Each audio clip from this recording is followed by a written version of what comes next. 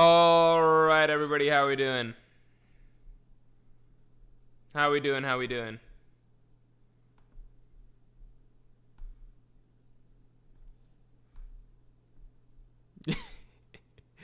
People are talking about. Oh, people are asking about who got their predictions correct. All right, let's take a look. I gotta pull up the previous thing, and it'll be talked about in the chapter review. Late? I'm practically on time. Linskov says my prediction turned out correct along with JWP and Sal. Hope I still get mod along with the others, even if my prediction was a safer bet. Alright, so this might be the last time that we do mod as the award. I don't know, because I think I'm gonna have to start throwing this out a bit too frequently. I don't know what the reward is. Let's see. Hold on. Razvan Antonescu, thank you very much. The MO stands for Morj. 3 hugs style you. The MO stands for Morj. I'm pouring honey on you, goat. Curiosity says, I've never seen Morj live. Big W. Thank you very much.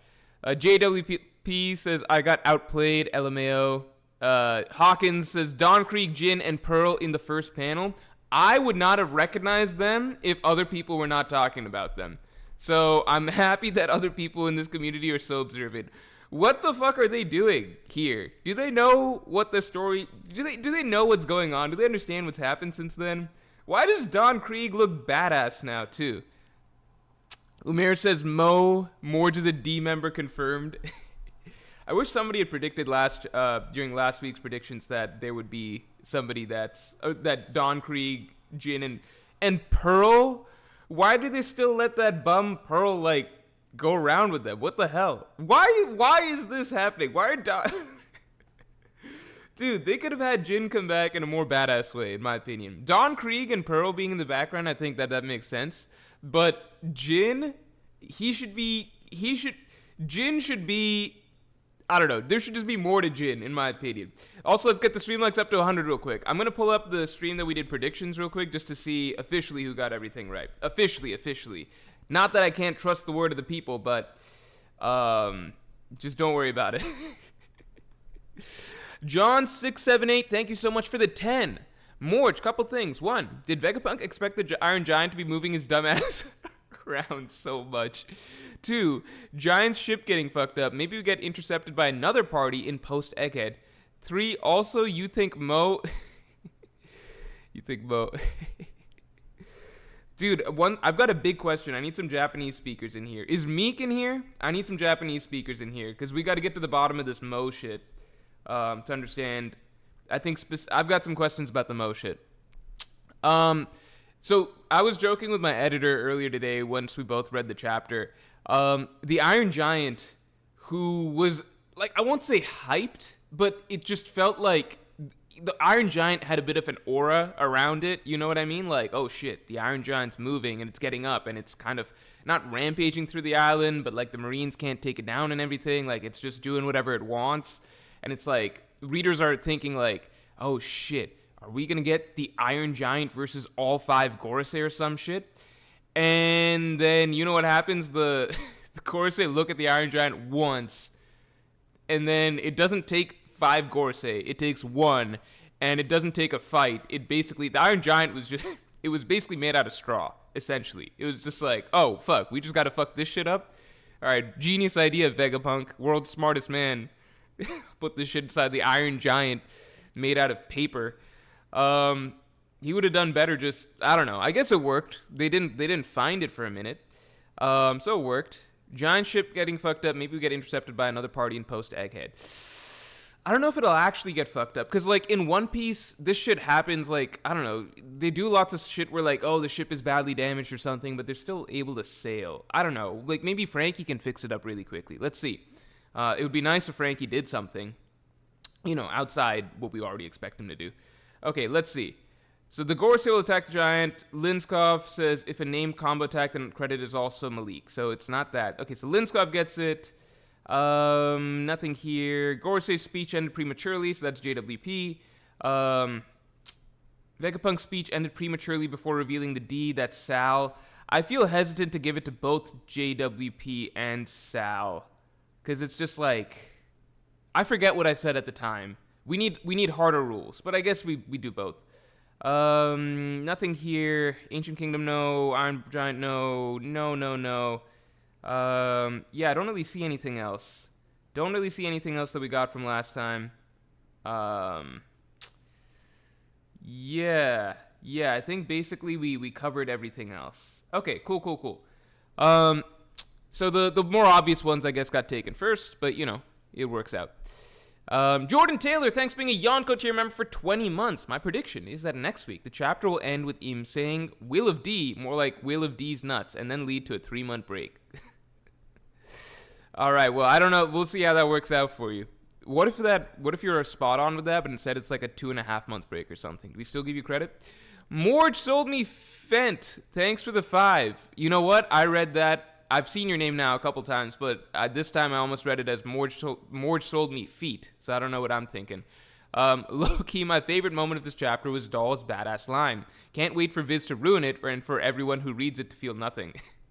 Dude, I feel like Viz goes out of its way. People have talked about this, but I do agree that Viz very possibly goes out of its way to differentiate itself from the fan scans and try to word things a little bit differently, often at the expense of the quality of translations, I feel like Viz should just take a page out of TCB Scan's book, make everything readable, and then just fix the little accuracy things that need to be fixed. But I feel like out of pride, they don't do that.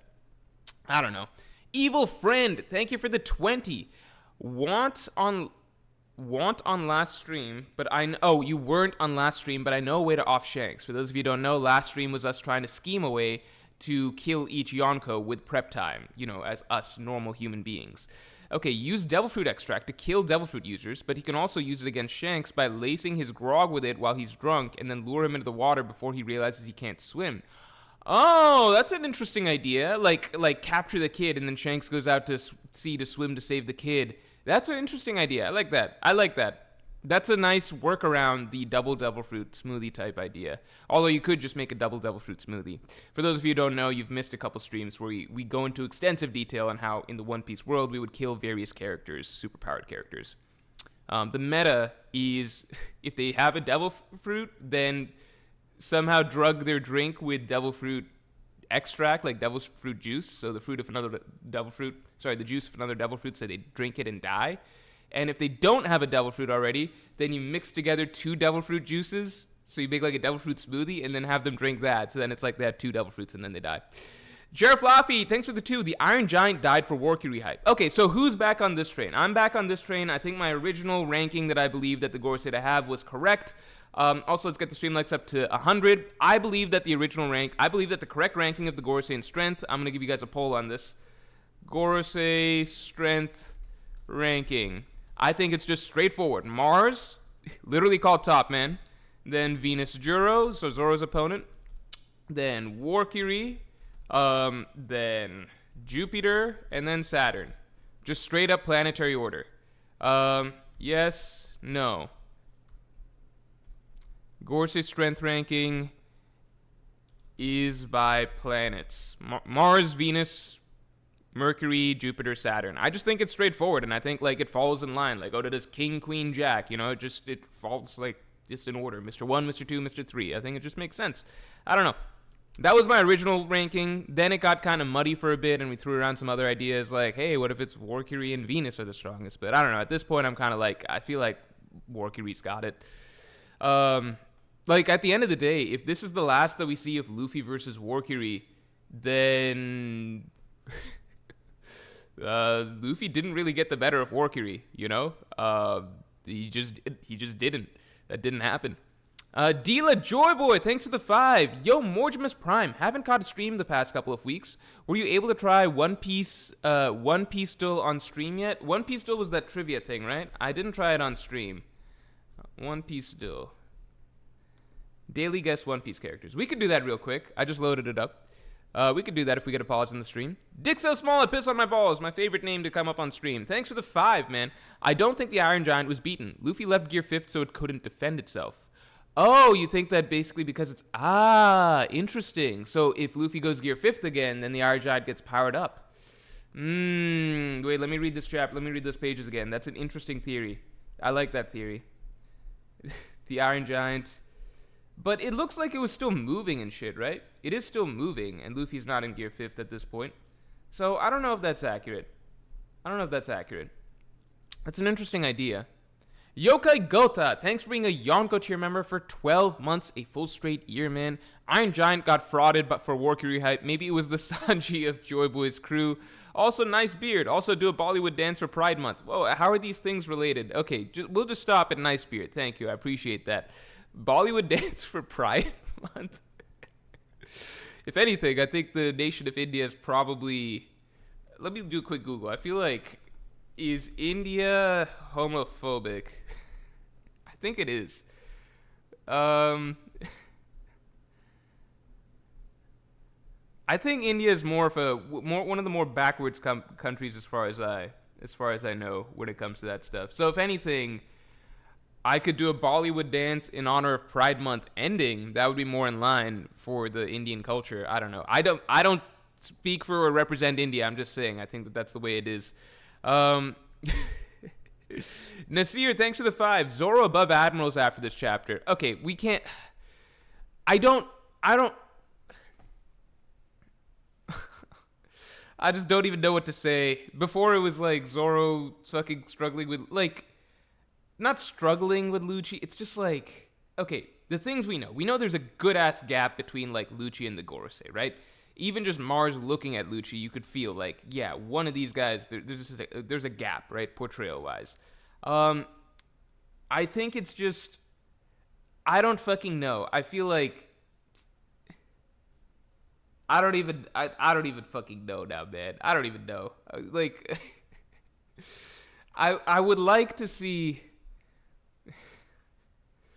It's just the whole Zoro versus Lucci fight. Is this just going to be some, like, anomaly in the grand scheme of things? Like, Zoro versus Lucci just meant nothing at the end of the day? Because we saw Luffy versus Lucci, and then we saw, like, Luffy versus Kizaru. We also then saw serious Luffy versus Kizaru. And I felt like that was giving us, like, a good idea of scale. And then we saw Luffy versus Warkiri. We saw a lot there. And... I just don't know where, like, one, we didn't see Venus Juro fight anybody else, but I feel like Venus Juro is being portrayed to be at least top 3 Gorosei, right? So however strong you think Warkiri is, Venus Juro is probably close to that, right? Some people might have Venus Juro stronger. I don't know. That's maybe if you're a hardcore Zoro fan or something. I don't know. Okay, we got to have it. We'll have a discussion. That'll be part of the discussion. Zoro and Jinbei will escape to Fishman Islands to separate the Straw Hats, plus Ryuma and Nusjoro rivalry lore. Ryuma and Nusjoro rivalry lore. I don't know about that, but Zoro and Jinbei escaping to Fishman Islands to separate the Straw Hats, I don't know about that either. I think the Straw Hats are going together to Elbaf, personally. I don't think Zoro's above Admirals, personally, just yet. I think it's vague. I think it's like we need a better understanding of how... Gerard says, missed my super. I'm sorry, shit, man. I think we need a better understanding of how consistently Zoro is able to whip out advanced Conqueror's Haki. Like, if he was doing it against Lucci, then I'm not going to sit here and be like Zoro's Admiral level. But if he only did it at the end, then I'd be like, okay, now we got a discussion. Also, let's get the stream likes up to 100 real quick. Gerard, let me catch you. Was your super before the stream started? Is that what happened? Oh, no, never mind. Gerard's at 5. Yeah, okay, I got it. Gerard, thank you for the 5. Morj, I watched a 17-minute YouTube video, delivered a baby and climbed a mountain, and you still hadn't come on stream. Oh, okay, I don't believe the last two things, but I do believe you might have watched a 17-minute YouTube video. I don't believe you delivered a baby, and I don't believe you climbed a mountain while I didn't come on stream, but I could see the YouTube video thing being possible. I'm sorry about that. Your poll is wrong, lol? My poll is wrong. What do you mean my poll is wrong? Oh, wait, shit. Do I gotta do the poll again? What did I do the poll as? Oh, I see. Okay. I see. Okay. I gotta do it again. I see. Okay, hold on. Planetary ranking is correct for Gorosei. Mars... No, not Mars. We gotta get the planets right this time. Holy shit. Venus, Juro, Mars, there we go. Jupiter, Saturn. Warcury is the strongest. That's what we're trying to say. Warcury is the strongest. This is it. All right. All right. There we go. There we go. There we go. We got it again. We got it again. Okay. Alieth05, thank you for the 5. I don't think the giant is out. I think knocking it down just caused the Den signal to start breaking, but it's going to get back up. Well, I hope it gets back up, because otherwise that was just an abysmal showing. Okay, now we got the likes up to like 90-something%. Okay, so the planetary order is just correct, right? I think the planetary order is just correct then. All right, makes sense. Any naysayers to the planetary order want to speak their piece? Also, let's get the stream likes up to 100. Akash Panda saying the Iron Giant needs permission to fight like Zunisha. I still don't think Zunisha would get knocked down as easily, but I could see that being a thing. Yeah, it's just... Maybe it gets back up to fight next chapter. There's a lot of good theories going around amongst you guys right now. That it's Gear 5th base, needs Gear 5th to kind of charge it up. That it's going to get back up for round 2. This was just to knock out the Den Mushi. Needs permission to fight. That's a new one. I don't know. We'll see.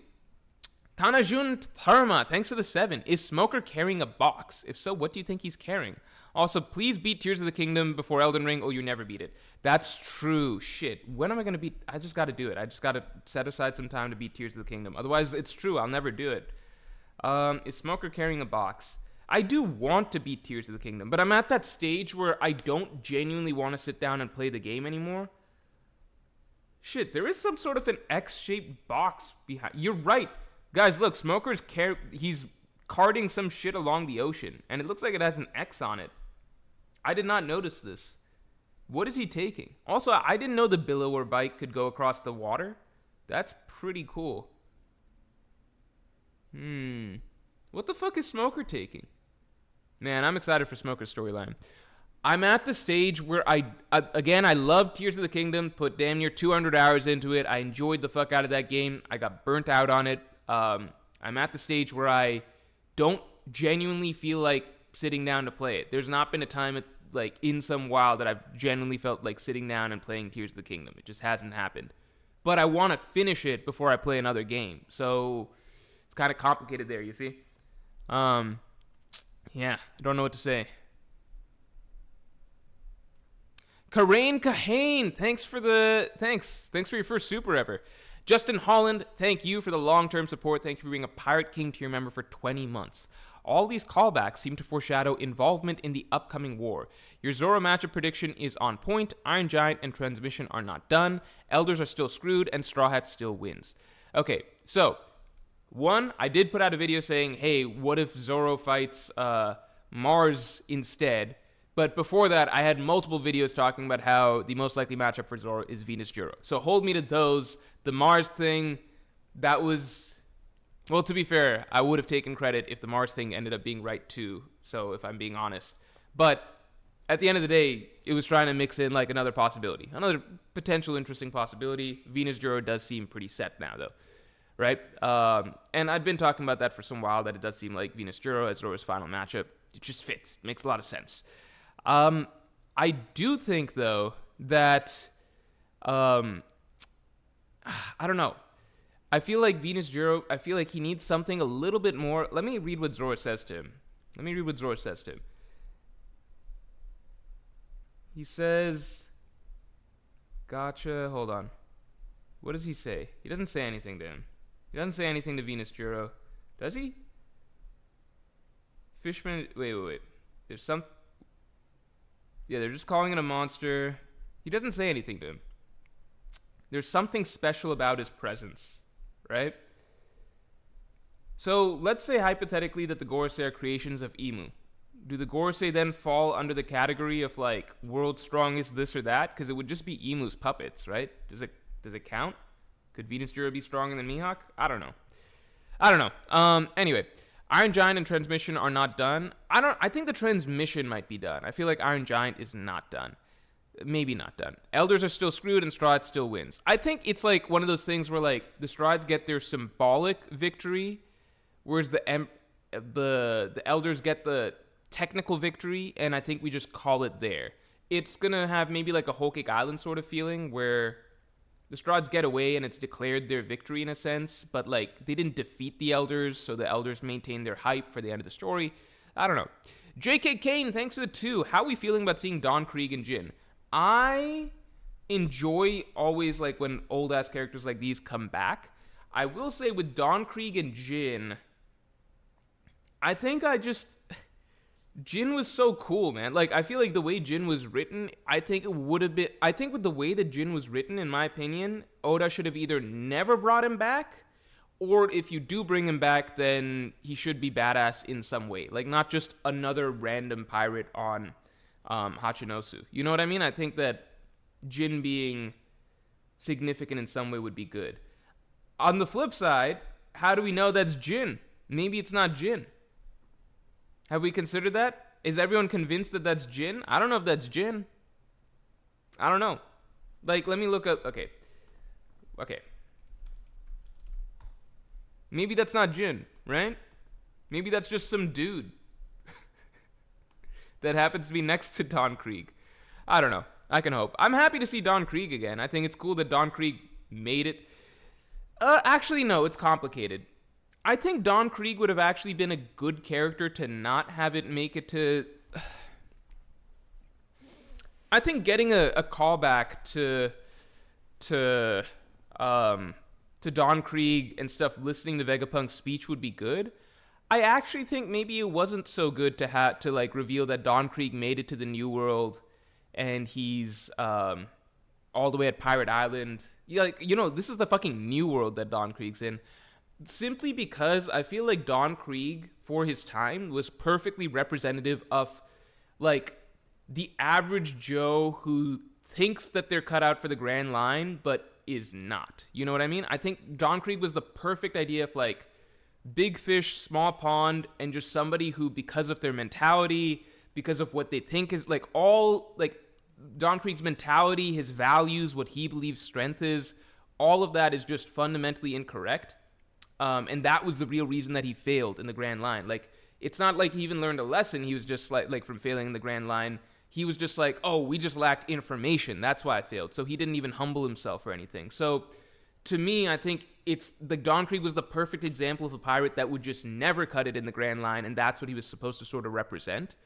So the idea that he's since then made it from nothing all the way to the New World, like the fucking New World, I think, like, not even just drowned in paradise, but, like, you know, like, it's kind of like a pirate like Don Krieg would basically be fodder that just dies. Like, he's the type of fodder that dies in the Grand Line, and he's part of the reason that the Grand Line's called the Pirate's Graveyard. I think I like that concept of Don Krieg a little bit better than the novelty aspect of seeing him like, oh, he's in the New World.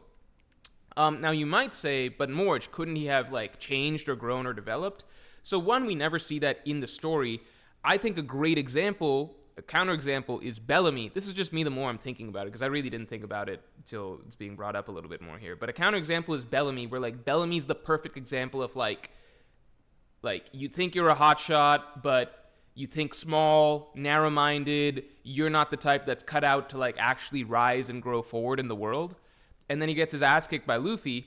And then the next time we see Bellamy, it's like, holy shit, Bellamy made it all the way to the New World, and he's kind of strong? And it's like, oh, no, it makes sense, because... we get to see Bellamy's grown and changed, and he's a different person now. You know what I mean?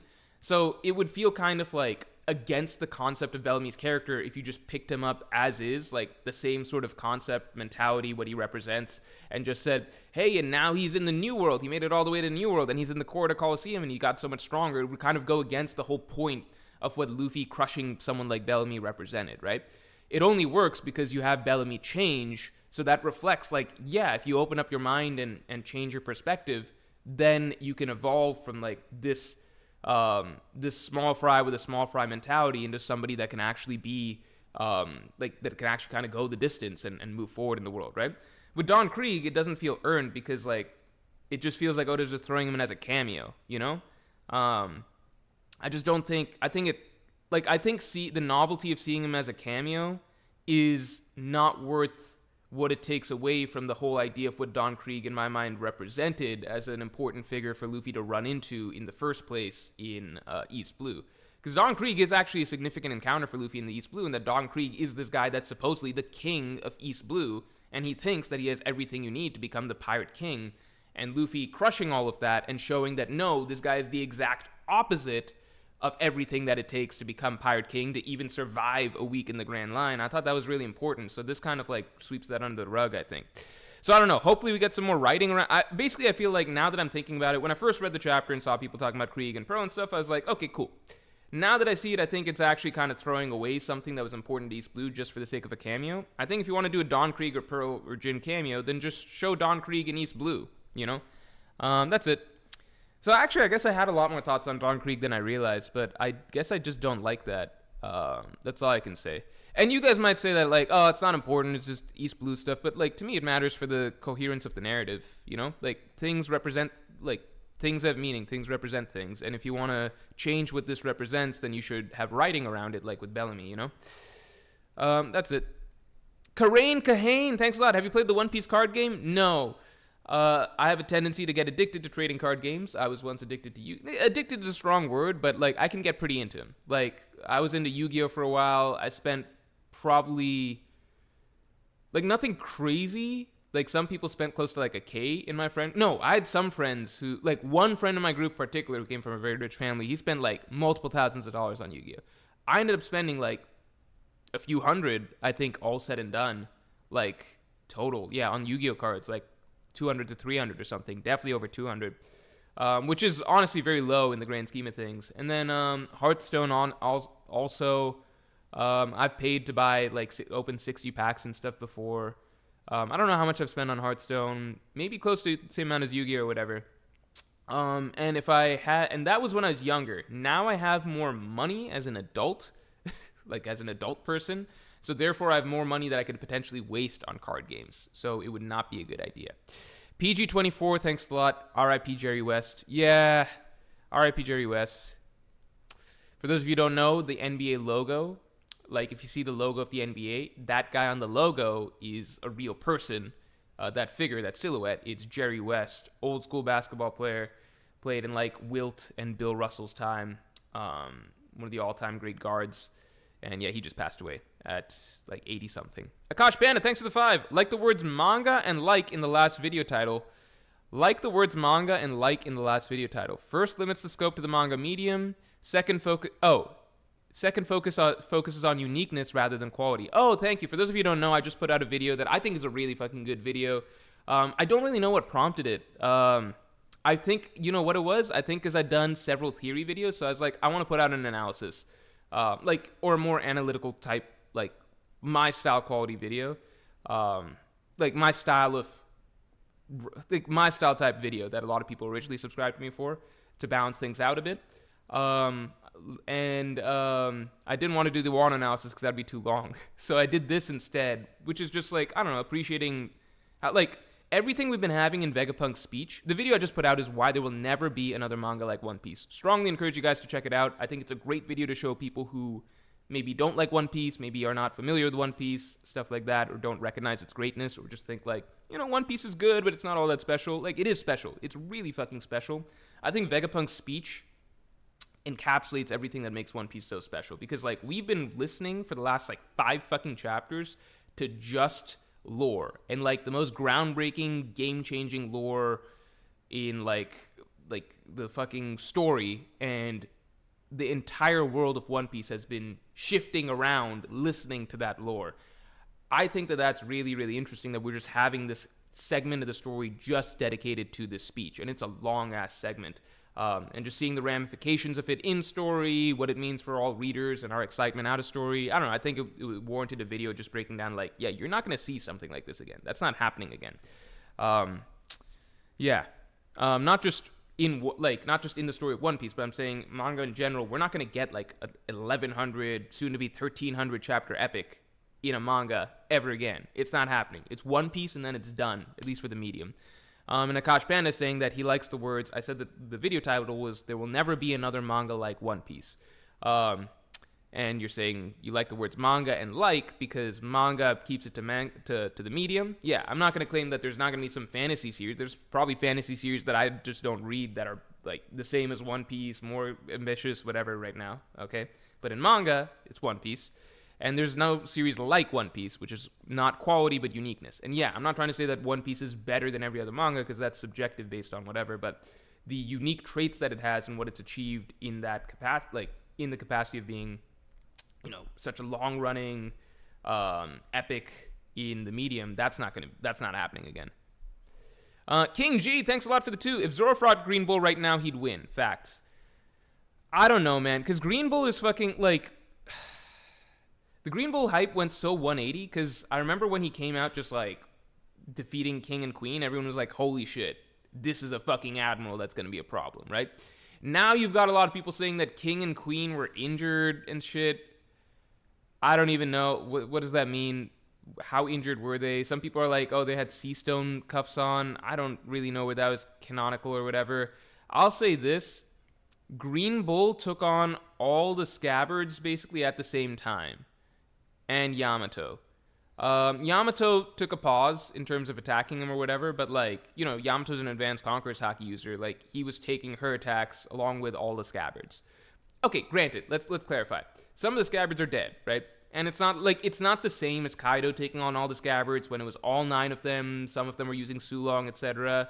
Now, they lost some. Like, they don't have Ashura Doji anymore. They don't have, I guess, Kiku, if that's a big deal. Or they do have Kiku? I forget. They don't have Izzo, if that's a big deal. I don't know. But, like that's a big jump. I don't think, that's... to me, what Oda had Green Bull do I guess it's kind of reflective because, like, Oda showed Kaido taking on all the scabbards at the same time as kind of his, like, the flex at the start of Onigashima battle, right? Kaido fighting all the scabbards at the same time. And the Minks were in Sulong, and it was all 9 of them, etc., right?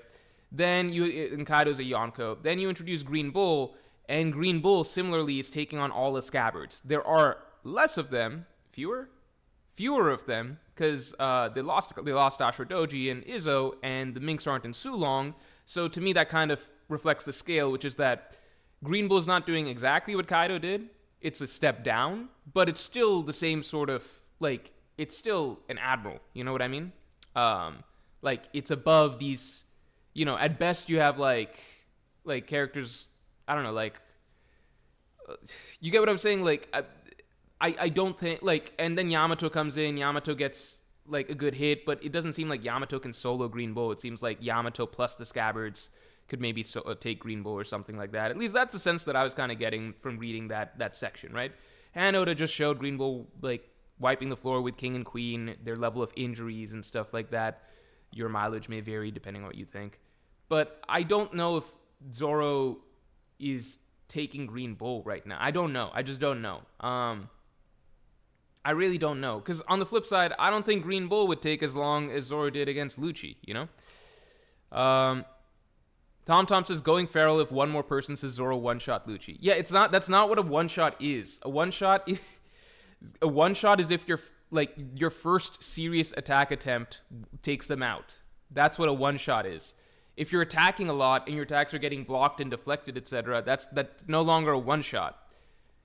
I think people are saying, well, the first attack that Zoro, like, clearly landed was a one-shot. But I don't even know if that's the first attack that Zoro clearly landed. Sort of like Nick Lucci a bit beforehand. I don't know. But again, that's not what a one-shot is. By that logic, Luffy, like, one-shotted Cracker, but he didn't, right? He fucking tried all night against Cracker in a million different attacks till finally he got one through.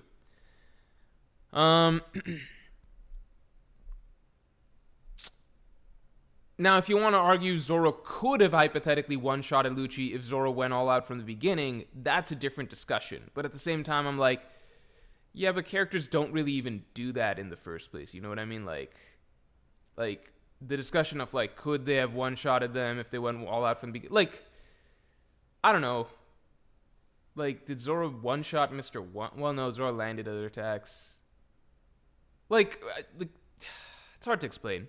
Like, if Zoro used Shishi Sansan against Mr. One from the start of their fight, then yeah, it would have been a one-shot, but that doesn't mean that Zoro's, like, way, way above Mr. One at that point in time. You know what I mean? Sheriff Laffy, thanks for the 5. I was happy to see Smoker again. And Drake, too. Drake, yeah, I don't know if I was happy to see him. Sword, I find to be really likable. What do you predict they'll do? Rescue Garp? Go after Cross Guild? I don't think Sword rescues Garp. I don't think they rescue Garp just because... Oh, also, let's get the stream likes up to 200. I don't think they rescue Garp just because I think Garp being captured is an important storyline, and Blackbeard using that as a bargaining chip will matter.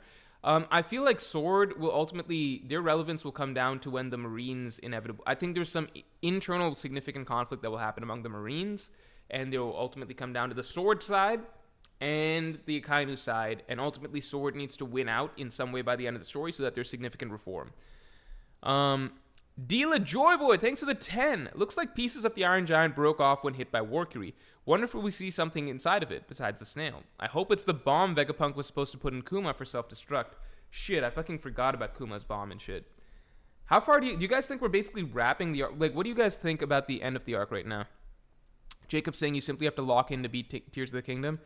There's like a whole fucking quarter of the map that I didn't do.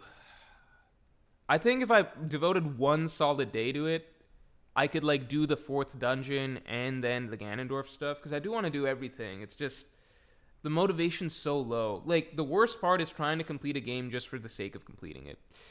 JWP, thanks a lot. Monkey D Dragon with the ... My goat for real. Okay, let me look at what Deela Joyboy was saying. We get to see inside of it. Yeah, it does look like some pieces fell off. I think it's funny that the Iron Giant fucking crushed some marine ships. Warcury doesn't give a fuck. I don't know if it's going to be the bomb, because I would still like to see Kuma do some sort of sacrifice on the way out. I'm still there. I don't know. The worst case scenario would be Kuma just healing, and then like him giving up his consciousness wasn't really giving up his consciousness. It was just going to sleep for a couple years. Black Lightning, thanks for the 5. We're in the final saga. Why would Zoro not be at least Admiral level when a much weaker Zoro with advanced Conqueror's Haki was able to scar the most durable Yonko Kaido? Because that's just not that's like saying that much weaker Zoro, that like Zoro used Ashura to do that, you know what I mean? Zoro used Ashura, which is Conqueror's Haki. Like, it's just that he doesn't use Ashura often. I don't know how strong Zoro is with Ashura. I'm putting Zoro with Ashura into its own separate category, because it's just, if Zoro can fight consistently in Ashura, he's just, yeah, he's Admiral level, probably plus or something. Like, well, I don't know, Admiral level plus.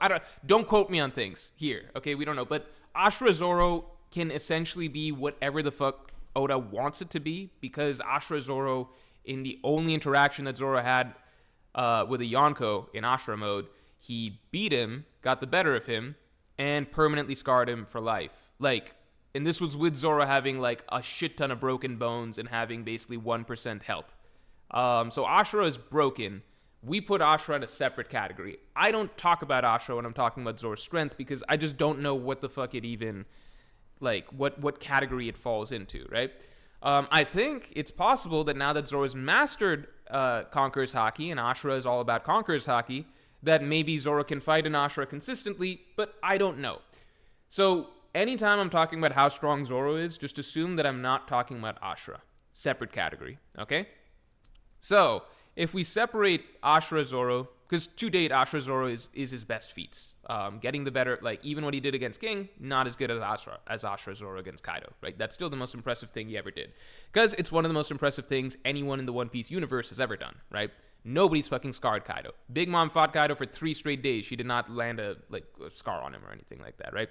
Kaido's been around the block. He's fought a lot of characters. It was in his description. Nobody scarred him for like 20 years up to Zoro, right? Big ass deal. That's still to date Zoro's best feat. But it's an Ashura feat, so we put it in its own category. If you want to argue how strong Ashura Zoro might be my guest. He could be fucking Mihawk level at this point. I don't know. I'm talking about Zoro without that, right? So the Zoro that was at the end of the King fight, with the abilities that he's able to use now, with advanced Conqueror's Haki, like King of Hell mode. Let's say King of Hell mode Zoro, whatever. You're saying, why would he not be at least Admiral level? I mean, I think it makes sense that Zoro should be close to Admiral level now, but then I look at how he did against Lucci, and the way Lucci talks about, like, Kizaru, and the way Lucci looks at Gorosei and stuff, and it seems like there's a big-ass gap between Lucci and them. I even just look at Luffy versus Lucci and compare it to, like, Luffy versus Kizaru, and it's clear that there's a big-ass gap between, like, Lucci and Kizaru. So, yeah, I would have been down for Zoro being, like, maybe... Like, I kind of was one of the people that wanted to see Zoro fight Kizaru this arc, you know? But instead, he fought Lucci for like 20 chapters. And it wasn't a short amount of time either, because a lot of shit happened. Like, Luffy had like 5 different fights in that span of time, right? So, you're asking why would Zoro not be at least Admiral level? I don't know. Ask Oda. But I just don't feel like an Admiral level character would take that long against Lucci. That's it. Like, maybe it's just going to be some inconsistency or something. Like, maybe from here on, like, Zoro goes toe-to-toe with Venus Juro, and therefore, yeah, Zoro's at least Admiral level or something. I'm just saying, based on what I saw with the Lucci thing, it feels weird for me to say confidently that that's where Zoro's at. It's just a weird spot right now. Let's let him do some more stuff, I guess. That's all I got to say. Okay.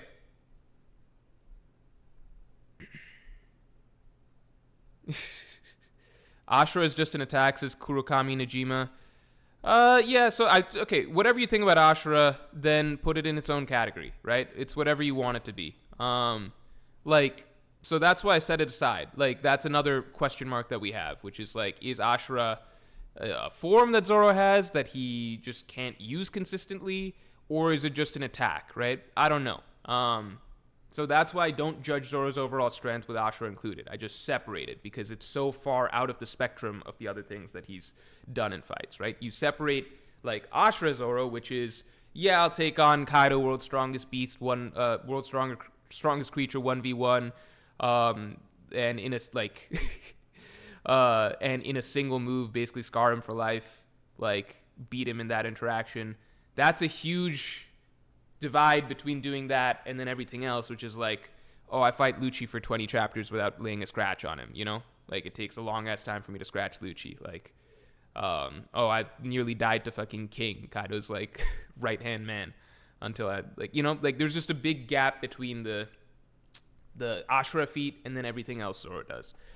Party McFly, thanks for being a Pirate King tier member for 14 months. Hello, Mr. Morj. Can't watch you live, but was listening to Monday's podcast, and did you know that Zoro's voice actor plays the MC in Ghost of Tsushima if you play with the Japanese dub, and it's sick as fuck. That's sick. Because of those of you who don't know, in my last stream, I complained that Zoro's voice actor is misused in the show Fire Force, because he's used as this bum-ass captain who doesn't even have... Keep in mind, everybody in this fucking show has fire-based abilities. Everybody has fire-based abilities, some form of fire-based powers. Everybody's got it, except one dude, who's the captain of the squad, and what he does is, like, imagine, like, you or I running around with, like, superpowered dudes, and our way to compete is we put on some fucking fireproof armor, and then we run around and pretend like we're on par with everybody else. This guy's a bum. This guy's a joke. He's no leader.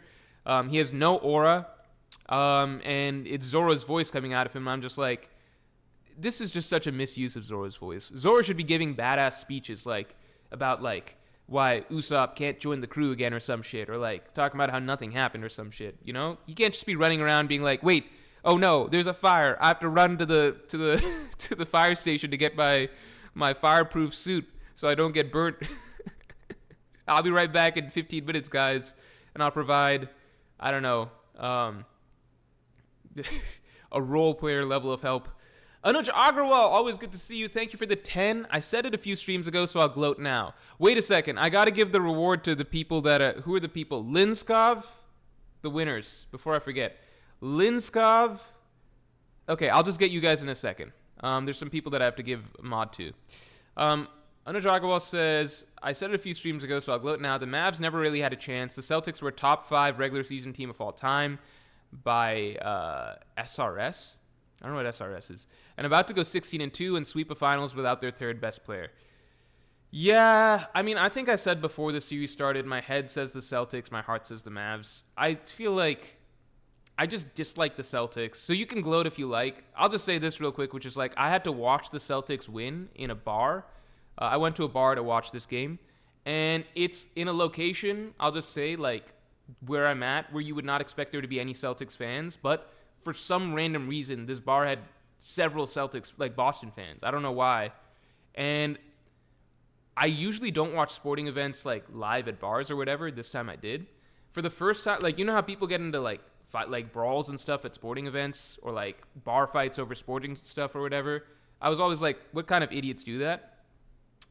I was so upset by the end of this game just because I hate the Celtics so much, and just hearing other people in the venue like legitimately happy and like cheering, like fuck the Mavs, blah blah blah, Celtic, like chant, like it filled me with such anger, because like you're so disappointed and you're just like, wow, the worst thing in the world just happened, you know? Not the worst thing in the world, but like in the moment it's like, wow, that really sucked.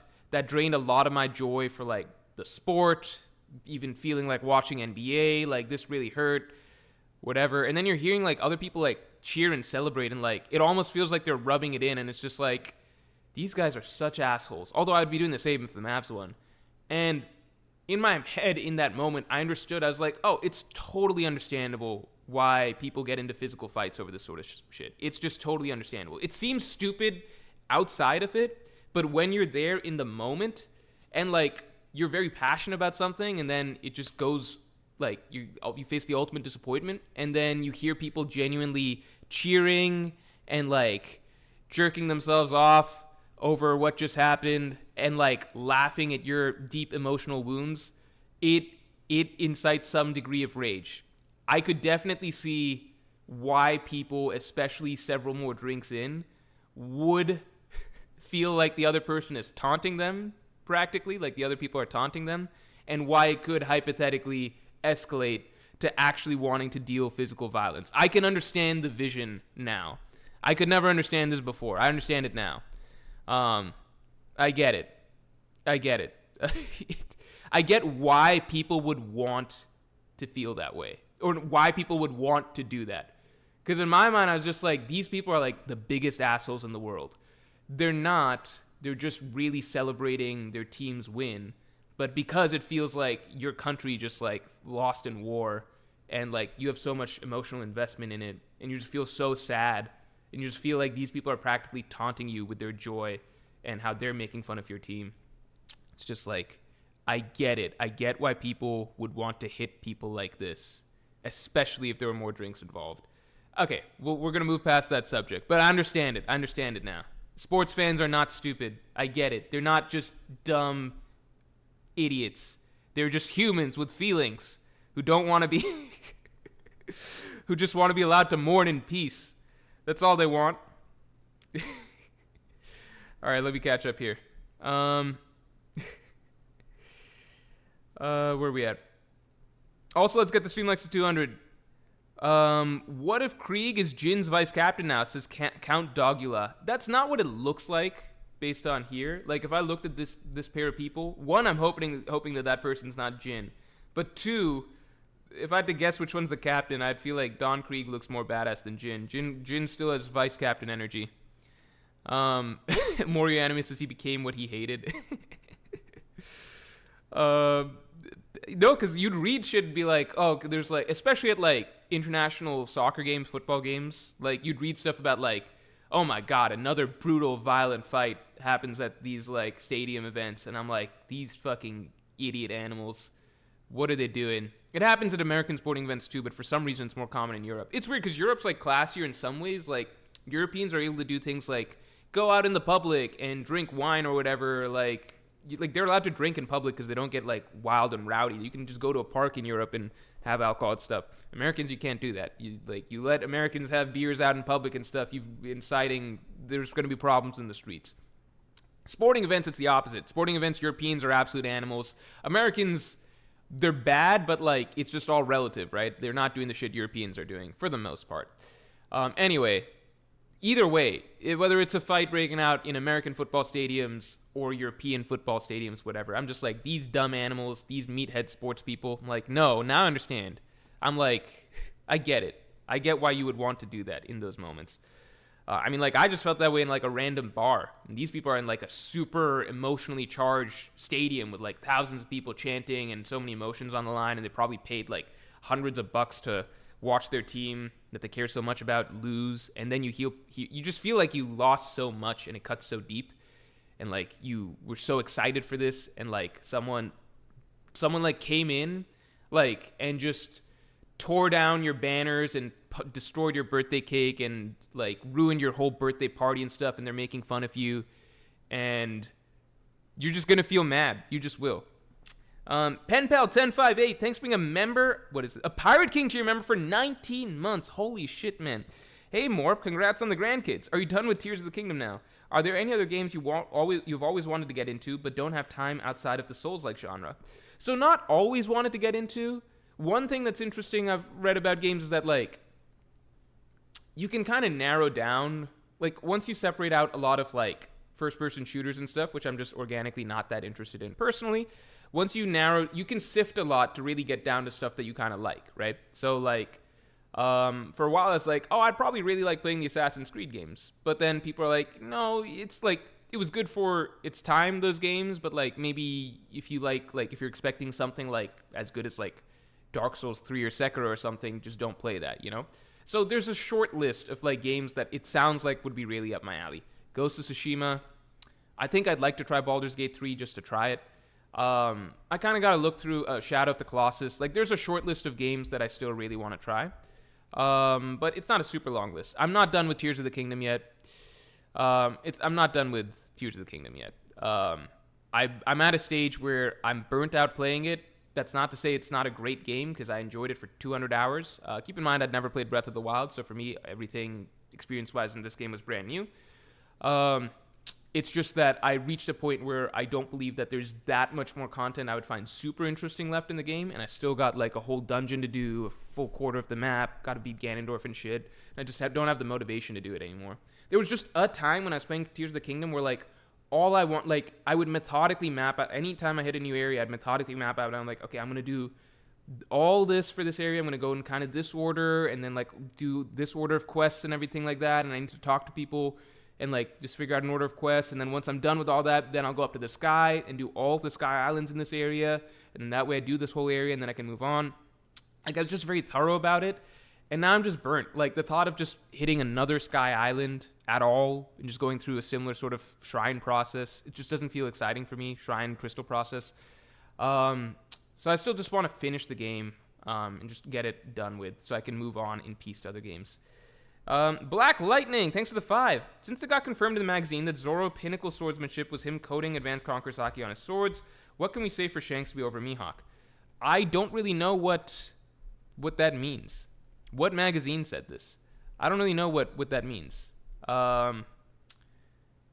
Like, that's the pinnacle of his swordsmanship, him coding. What magazine was this? Can anyone say what is this like an official magazine? Is this like the One Piece magazine? Akash Panda says, you forgot to give the winners their rewards. Okay, let me do that right now before I forget. Okay, Linskoff, show yourself. Linskoff, JWP I feel like is already a mod. I might be wrong. JWP should already be a mod, right? Where's Linskoff?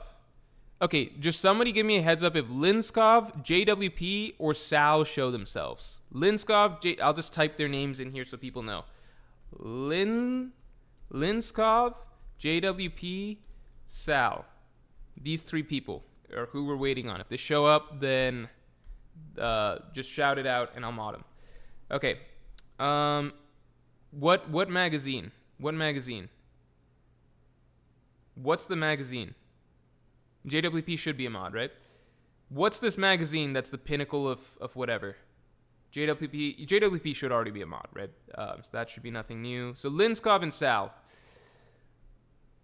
As for Shanks being over Mihawk, I'll just focus on that, which is I think that what do you call? Shanks being over Mihawk, it's literally just comes down to if Shanks has a bunch of other shit that's not swordsmanship related. If Shanks is fighting some other character and then for like half the fight he puts away his sword and does other shit, that would complicate the debate versus him and Mihawk. Because the one thing that the Marines say is that Mihawk's stronger in sword skills. So it's like, if Shanks has a whole litany of other stuff that he does outside of the sword, then it's a discussion. If all Shanks does is use the sword, then it's not a discussion. And I think people are saying that, like, no, well, it's already settled because we know that Shanks just uses a sword. I don't think it's settled till we see Shanks in, like, a full-on fight, personally. Like, against someone that there's a extended back and forth with, you know? Because my whole take is just that I doubt that we've seen the upper end of Conqueror's Haki and what Conqueror's Haki can be used for. I mean, fucking Ashura exists as proof that, like, Conqueror's Haki can be used for a wide variety of things. Growth Stonks, thanks for the 5. Vegapunk has a split personality, and it's the reason why York could not tell if Stella was lying. Chapter 1102, Vegapunk suggests a personality switch for Kuma. I don't know. I will say that what's interesting along those lines is that we did see with Vegapunk that the Vegapunk that spoke to Dragon during the Ohara flashback, it did feel like a different personality than Stella, but I just attributed it to, with Stella, like, you've split up all these other personalities, essentially, so you've taken out a lot of different aspects of him. Dick so small, I piss on my balls. Hear me out, Morjathin.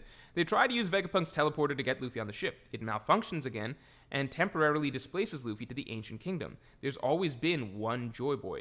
Oh, shit. Did you guys hear that? Did you guys hear what Dick so small, I piss on my balls said? Thanks for the 10, by the way. It's just a time loop where Luffy gets sent back to the past and he's Joy Boy there, and then the problem is that Luffy's not smart enough to do all of this poneglyph shit and leave all these clues. Joy Boy, maybe it was Joy Boy people who helped him out then. But that would be insane. That's so funny. Luffy, I don't like the whole time causality loop that takes place in that case, but it would be really fucking interesting. Also, let's get the stream likes up to 200 real quick. One Piece magazine titled The Wings. Are One Piece magazines canon?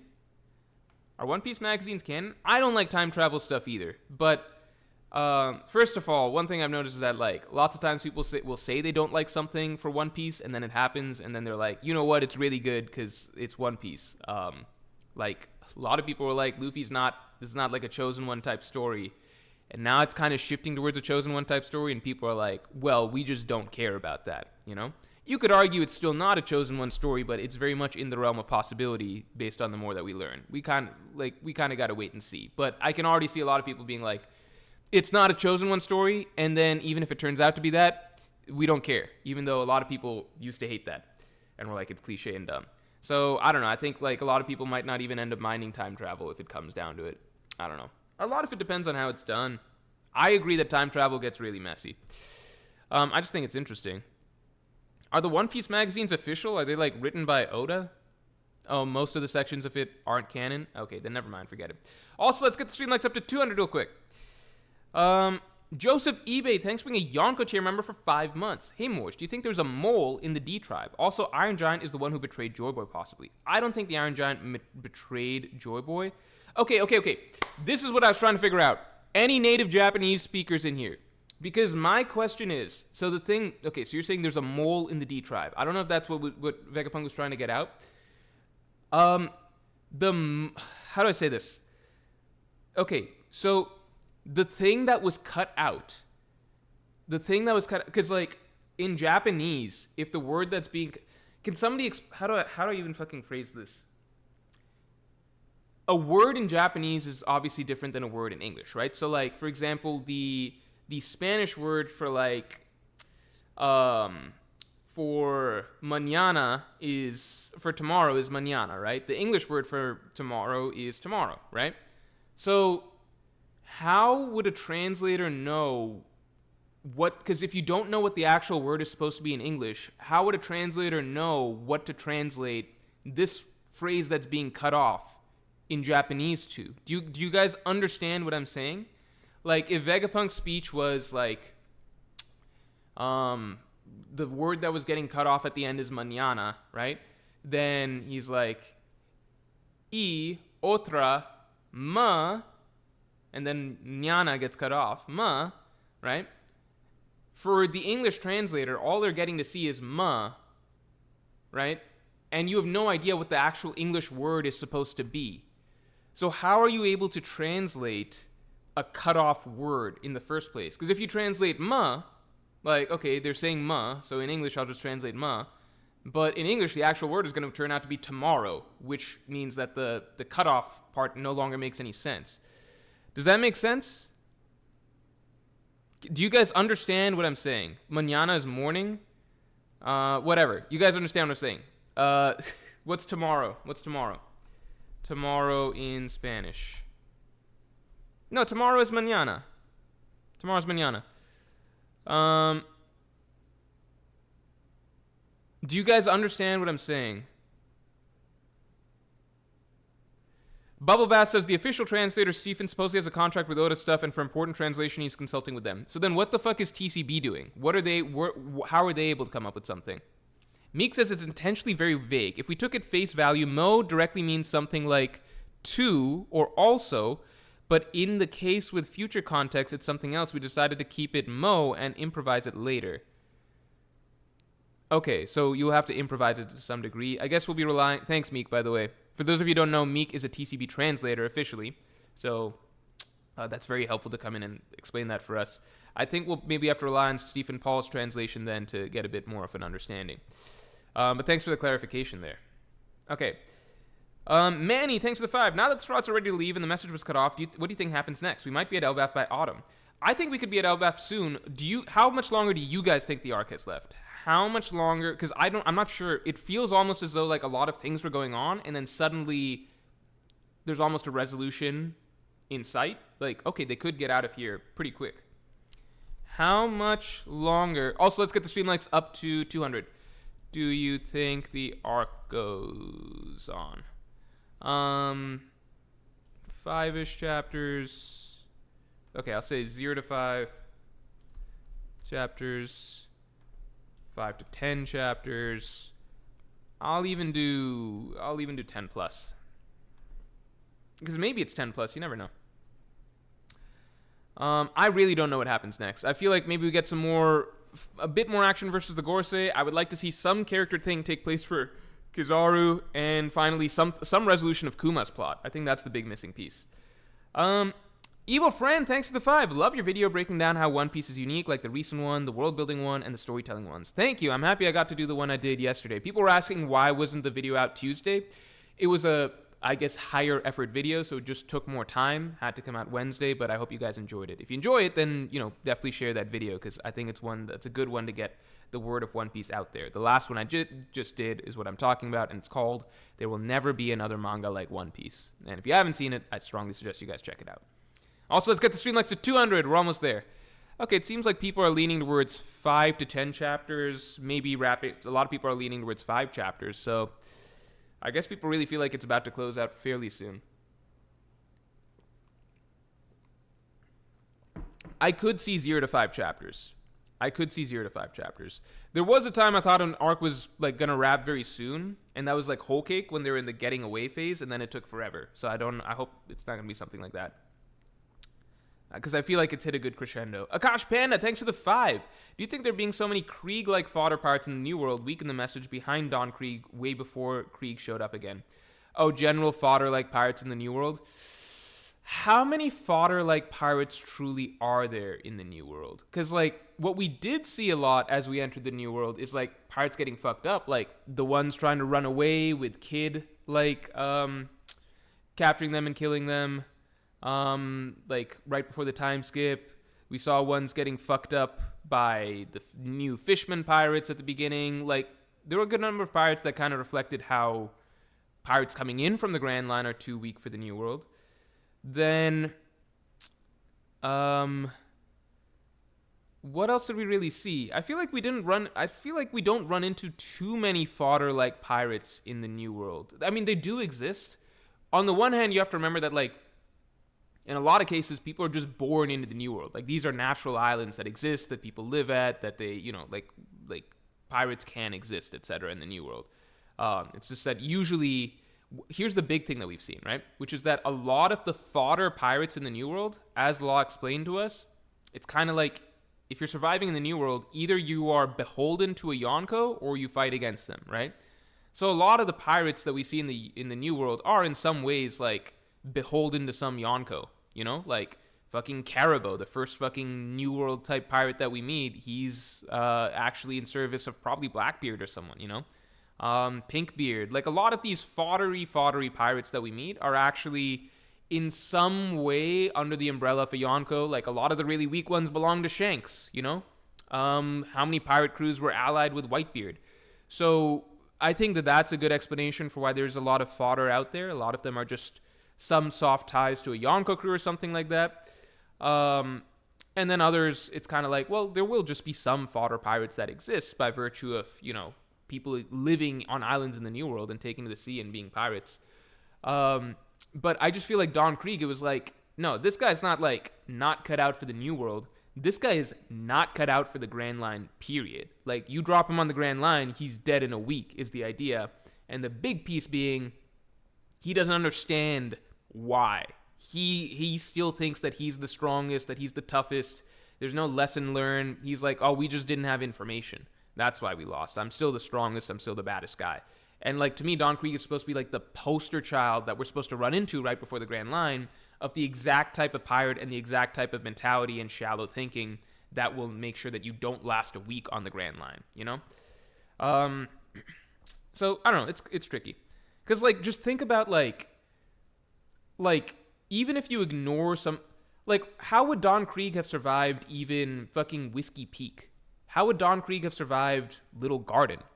Like, just almost any location that you send Don Krieg and his crew off to in the Grand Line, they would just die, you know? So it doesn't really make sense to me. I like, there's a lot of pirates that do manage to, like weak pirates that do manage to scrape their way through the Grand Line, but they are usually pirates that have accumulated, like the pirates that reach Saboti or whatever, right? That get all the way to Fishman Island. They are usually ones that have accumulated bounties of like 70 million, that sort of range, you know what I mean? It just doesn't really seem to make sense that they're just Don Kriegs that are out and about surviving. Whenever we see characters like those, they exist to die on the Grand Line, you know what I mean? Mod Linskov, is Linskov here? Where's Linskov at?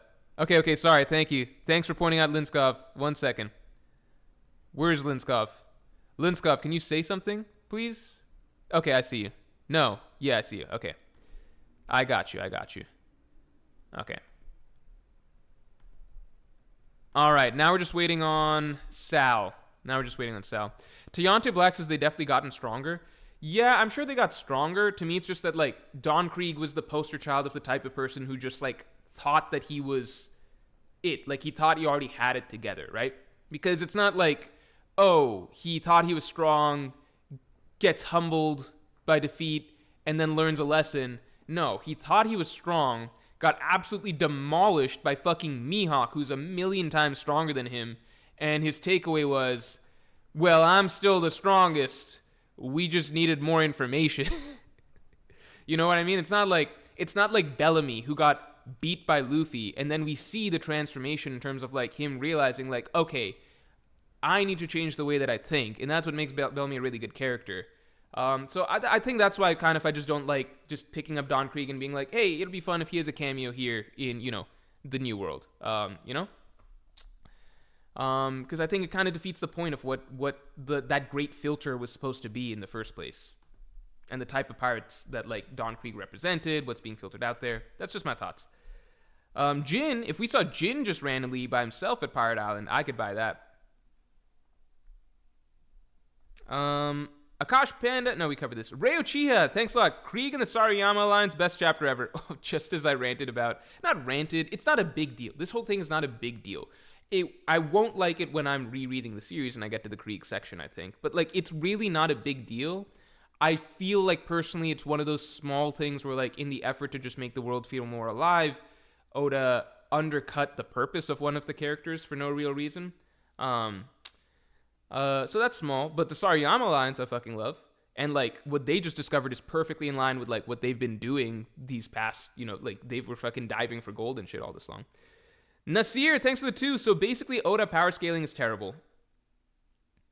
I think Oda does care about power scaling, but there's just random things that will just not make sense and feel inconsistent, or he just does for convenience lots of times, you know? That's it. Like, I don't know. Dimian Wright, thanks for being a Yonko tier member for 10 months. That's a plot scar, Morj. Luffy can't scar Kaido, but he's doing more damage. We have no idea what blunt attack would equal as scarring. I mean, sure, then we can compare to Big Mom, right? Like, again, scarring Kaido is a big deal, right? It just is a big deal. It's been built up as a big deal for a long time. At the very least, like, scar is meant to indicate significant permanent damage, right? Characters don't scar each other that often in One Piece. I get what you're saying with blunt damage and stuff, but the scar was literally built up over the course of the story. Like, in the Wano arc itself, it's built up that, like, scarring is a big deal, right? I mean, put it this way, right? Put it this way. Zoro himself gets cut up all the fucking time. Literally all the time. Like every single fight, right? Always getting cut up.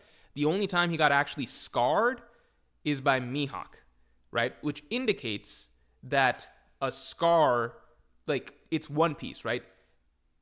Like, you can say physical, like, blunt damage versus cutting damage or whatever, but no matter how you spin it, a scar is supposed to indicate that you took severe, like, some next level degree of damage, right? Because, again, like Mr. One cuts up Zoro, Ryuma cuts up Zoro, etc., but the only time that Oda has an enemy opponent actually leave a permanent mark on Zoro is Mihawk, meaning that, like, a scar just in One Piece, what it's supposed to symbolize is basically like, you got fucked up really bad. I would also add, Kaido fought Big Mom for like a full day and night or whatever, and they're both like seriously going at it, both using advanced Conqueror's Haki and everything like that very clearly, but both trying to kill each other before they came to an alliance.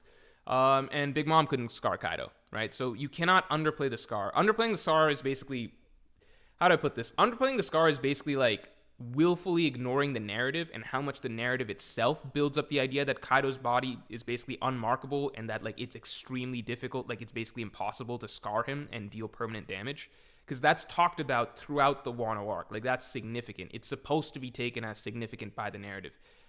You would have to be like anti-Zoro bias essentially to ignore all that writing and being like, well, I just don't think it's a big deal. And it's like, cool, even if you don't think it's a big deal, the story is saying it's a big deal, so you have to take it as a big deal, otherwise you're being disingenuous. Dai Lon, thanks for the 20. Holy shit. Theory, Ashura is a lineage factor ability. Devil Fruits alter lineage factor to give inherited will from the past. Ashura brings out Zoro's natural ancestry of swordsmen, Ryuma and others. No Devil Fruit needed since it's his own lineage. I don't like that, because, like, in the first place, I don't even like that Zoro comes from a special lineage, and then adding on, like, I've always liked the idea that Zoro's just some kid with a really big, like, from a little village out in East Blue with a big dream, and he's just got a really strong will to pursue it. Yeah. Like, I think that, I don't know. How do I say this? Shanks losing an arm means Lord of the Coast is emu level. Well, I mean, there's two ways to, like, if you want to, like, we all know that Shanks' arm is the exception. We all know it's the exception because if you want to go by that reverse logic, are you saying that if Zoro took off Kaido's arm, then you'd be like, hey, that's not a big deal? Like, it's just not, like, we all understand that taking off an arm is a huge deal. It's just so wild that it happened to Shanks from a random Lord of the Coast situation that it's kind of like, most logical readers understand that's an exception to the rule. It's something that Oda had to include right off the bat in Chapter 1 to make the story more exciting. It's a Chapter 1 thing, right?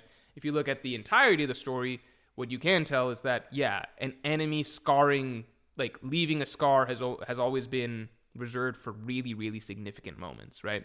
Like, how many cutting-based opponents, like, Luffy's fought, like that have fucking stabbed him, like, Crocodile ran him through with his hook, Lucci stabbed him with Shigan, etc. The first time that someone left a scar on Luffy is Akainu. It's only significant stuff. Zoro cut up throughout the entire series. The first time someone leaves a scar on him, Mihawk. Like, scar is used in One Piece, at least in combat, to indicate extreme level of irreparable damage, right? That's just consistently, again, you're being very disingenuous if you're pretending that that's not the case. And if you're pretending that the Wano arc didn't build up quite a bit, how big of a deal it would be to scar Kaido. Like, I don't really know what people are trying to get at there, because it's just kind of ridiculous. It's like, well, what's the big deal about permanently scarring a man that is said to never be, like, damageable or be indestructible or something? It's like, come on, man. Like, we're reading the same story. We know that Oda doesn't just have characters get scars from enemies in fights like that easily. I don't like the lineage factor idea, though. That's a personal preference thing. I don't believe it's a lineage factor thing. I just think it has to be a hockey thing, not a lineage factor thing. I mean, it's expressed that it's Conqueror's Haki, you know? PG24, thanks for the 2. Morj was late because he was in jail from his bar fight. Yeah, they kept me in jail for 15 minutes. That's why it's 15 minutes late. JWP, thanks for the 5. Jedi Survivor is fun. Souls-like combat with lightsabers and Force stuff. Also, from not that long ago, has fun bosses. I've heard that it's like a worse, jankier Sekiro. I also just don't like... How do I say this? I don't like... I kind of want Star Wars as a franchise to just die, so I don't like supporting Star Wars in any shape or form. I think that it was a really cool creative story for its time when it came out. I think George Lucas tried to follow it up with a clumsy but well-intentioned prequel trilogy that, some think rounds out the story well, some think kind of makes it messier, but whatever. And then I think you've got a gap, and then just a whole bunch of, cash grab, whatever, let's just milk the shit out of this shit. And some is good, some is not good. I would just rather let it die. So I'm never gonna, to me, just Star Wars, the whole concept of it right now, it's just so, I don't know. I don't even like if I'm being honest, I only really like the original trilogy. That's pretty much it. I'm not a huge Star Wars fan, but to me, that's just a clean concept, clean story, clean vision, clear storytelling. And then everything else is just trying to milk the concept of lightsabers and Force and Jedis in as many ways possible. There's just something dirty and grimy and gross to me about the Star Wars franchise now and just what it's become and how there's no end in sight and infinite bullshit to pull out of their ass for it. So I just don't like I'm never gonna have fun playing a Star Wars game because I just don't like the whole universe at this point. That's basically it. That's a me thing though. Don't let that end your fun in Star Wars, Jensen Peters, thanks for the 2, and thanks for your 5th super ever. Hey, Morji Poo, have you read Mushoku Tensei light novel? No, I have not, but I have heard about it. 24th Hokage, thanks for being a Supernova member. Oh, thanks for joining. Thank you. I hope you enjoyed. If you would like to try out the Pirate King or the Yonko podcast, which come out every week, there'll be a new Yonko podcast coming out tomorrow, for example, every Friday. Then you could consider trying out Yonko tier, but I appreciate the support as a Supernova member, of course. Thank you very, very much for joining. Tom, thanks for the 5. I'm confused about the future of Hunter x Hunter power scaling. Basically, no one was able to... I don't think that this is light enough that it's not a spoiler. No one was able to beat the top ants, yet they aren't near the top of DC threats. Thoughts? I'm just not going to expand any further. I guess all I'll say is this, which is that it sounds as though DC threats are... from Netero's own reporting, they're not things to be physically fought. So I think it could be really cool to see Hunter x Hunter become more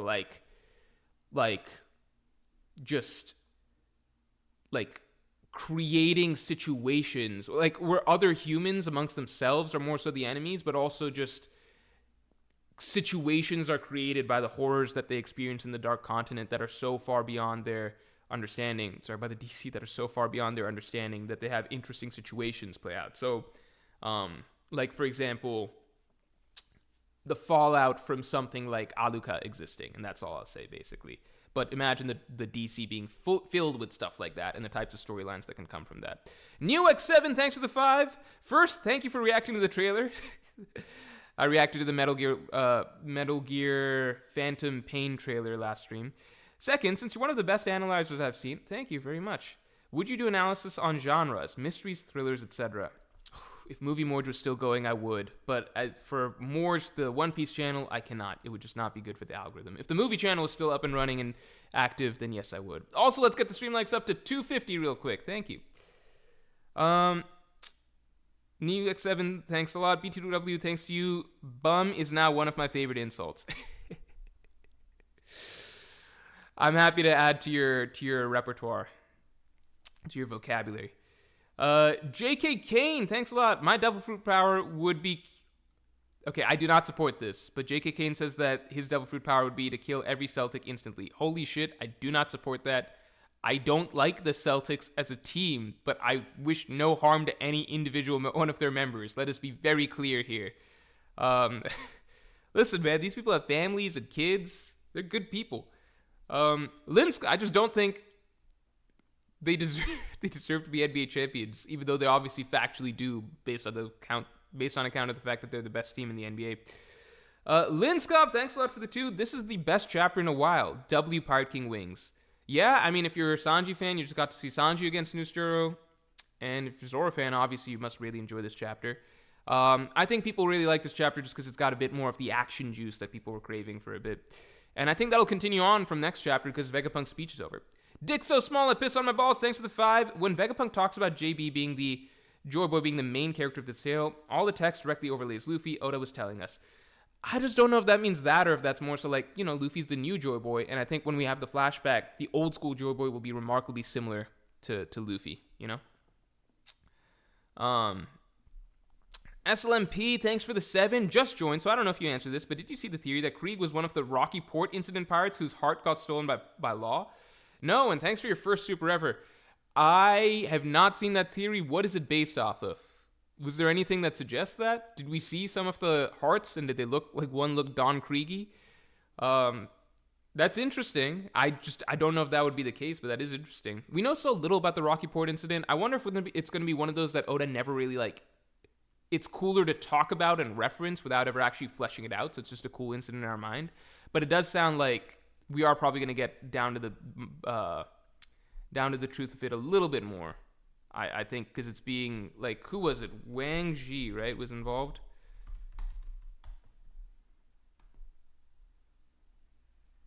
So if that's the case, then we're probably going to find out a bit more. Oh, no. Never mind. Ochoku. Well, Ochoku is also known as Wang Ji. Okay, I mixed them up. But you know what I mean. Yeah. Taco JD Goat, thanks for the 10. They used the higurana, mo, not katakana, also mo. So it's likely not some English root word like laugh tail. Would it disappoint you if the word reveal doesn't make sense to English speakers? I think this is going to be a Stephen Paul clutch sort of situation. Let's see what Stephen Paul comes up with. Because, TCB, they have no way of having any sort of insight. If Stephen Paul gets some word from Oda as to what it's kind of supposed to be, then we got something there. Then it's like, all right, this is some value that Viz can provide that nothing else can provide. But if we see Stephen Paul doing some shit like Mo too, then I'm going to be like, all right, fuck it. I guess it's just going to be butchered when it's time for the actual reveal, That's one of the reasons that I don't even have a theory or anything like that with the cut off word, because I don't even fucking understand if it's supposed to be it seems like it's not supposed, like you said, it's not like laugh tail. It's not going to be an actually English-based word. 24th Hokage, thank you for the 10. Panel of the Gorosei looking at the Giants is so raw. Also, as a Zoro fan, I don't think he's beating an Admiral 1v1, but clashing with Nusjuro and him acknowledging the Kitetsu was awesome. That's my goat. First of all, thank you for your first super ever. I do appreciate that. And yeah, I'm surprised that nobody else has mentioned the Gorosei panel just yet. For me, my jaw actually, I had a jaw drop moment when I got to that panel. It looks fucking intense. Oda's been hitting with the Gorosei spreads, the Gorosei character designs. There are so many cool, 80% of the coolest panels from this arc involve the Gorosei one way or another. And I love seeing them all assembled together. It's just so badass. So that was really cool. Oda did a lot of shading that he doesn't normally incorporate. I'm surprised, more people aren't talking about that, but I do think that that's really cool. And yeah, beating an Admiral 1v1, I just don't know. Maybe Zoro could do it. I don't know. That's the thing. Maybe Zoro could do it. Because it's if you want to get into the territory of okay, well, Zoro might be stronger than every other Yonko first mate. Maybe. We don't know. Ben Beckman is a question mark, whatever. But if you want to get in the territory of Zoro's maybe when he uses Advanced Conquer Saki, maybe he's stronger than every other Yonko first mate, then it's okay, so then is he comparable to Admirals? What does that mean? I think that's a discussion. I'm just not there. If the Lucci stuff didn't exist, then believe me, I would be more so willing to make that argument. Right now, I think that he's got to put in a bit more work for me to start just sweeping the Lucci stuff under the rug. You know what I mean? That's it. I think it could make sense, but I'm just not there at the moment. If you asked me before Egghead, then maybe I would have been yeah, I would love to see Zoro versus Kizaru right now, see how that goes. I wouldn't favor Zoro, but I'd be I want to see how that goes. That's it. Fodder for hire, thanks a lot. Mangekyo Morj, are the Gorosei at least 300 years old? Why? Because they saw the Iron Giant. I don't think they can be immortal. It's weird. So I hope this is not something that Oda sweeps under the rug. If the Gorosei turn out to be from the Void Century, that's a problem, because immortality is not supposed to be a thing in the One Piece world. If you listen to the revolutionaries, they're all really surprised that there's somebody that's immortal out there on in Marijua. They're all holy shit, wait, how's that possible? Someone alive for 800 years?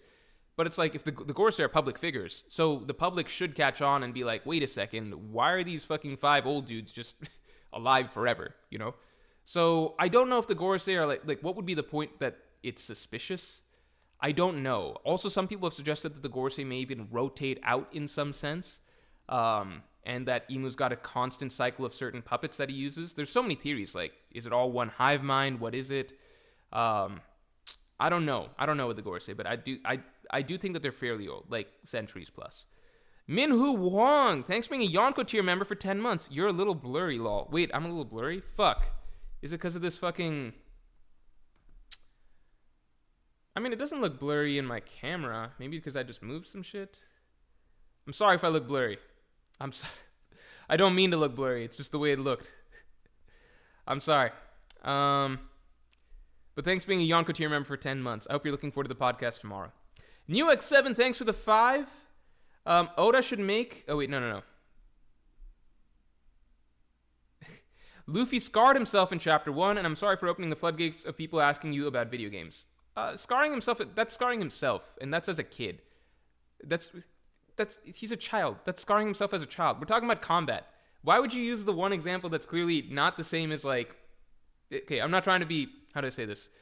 I feel like that's looking for reasons to try and dispute like something that's just very commonly observable in the series, rather than just going with like, yeah, Luffy, like Oda doesn't do scars very often, at least for major characters. It's just not a thing. He does it pretty much exclusively when some significant ass damage is done in fights, right? If you want to use like, well, this fucking 5-year-old kid once stabbed himself in the eye back when Luffy was, by the way, a fucking normal ass kid and no superpowers or something. Yeah, that's technically true, but it's also clearly like contradictory to the rest of the entire story, you know? Again, how many times is Luffy stabbed, impaled, you know, like how many times has Luffy experienced these sort of cutting attacks, like slash, blah, blah, blah, throughout the story? It happens all the fucking time, you know? Just in fucking Marineford, it happened like, Marineford Impel Down, it happened like 10 different times. There's no scars left. The only one that left a scar, like, when a character gets scarred, it's a big deal in One Piece, right? The only time it happened for Luffy was Akainu, you know?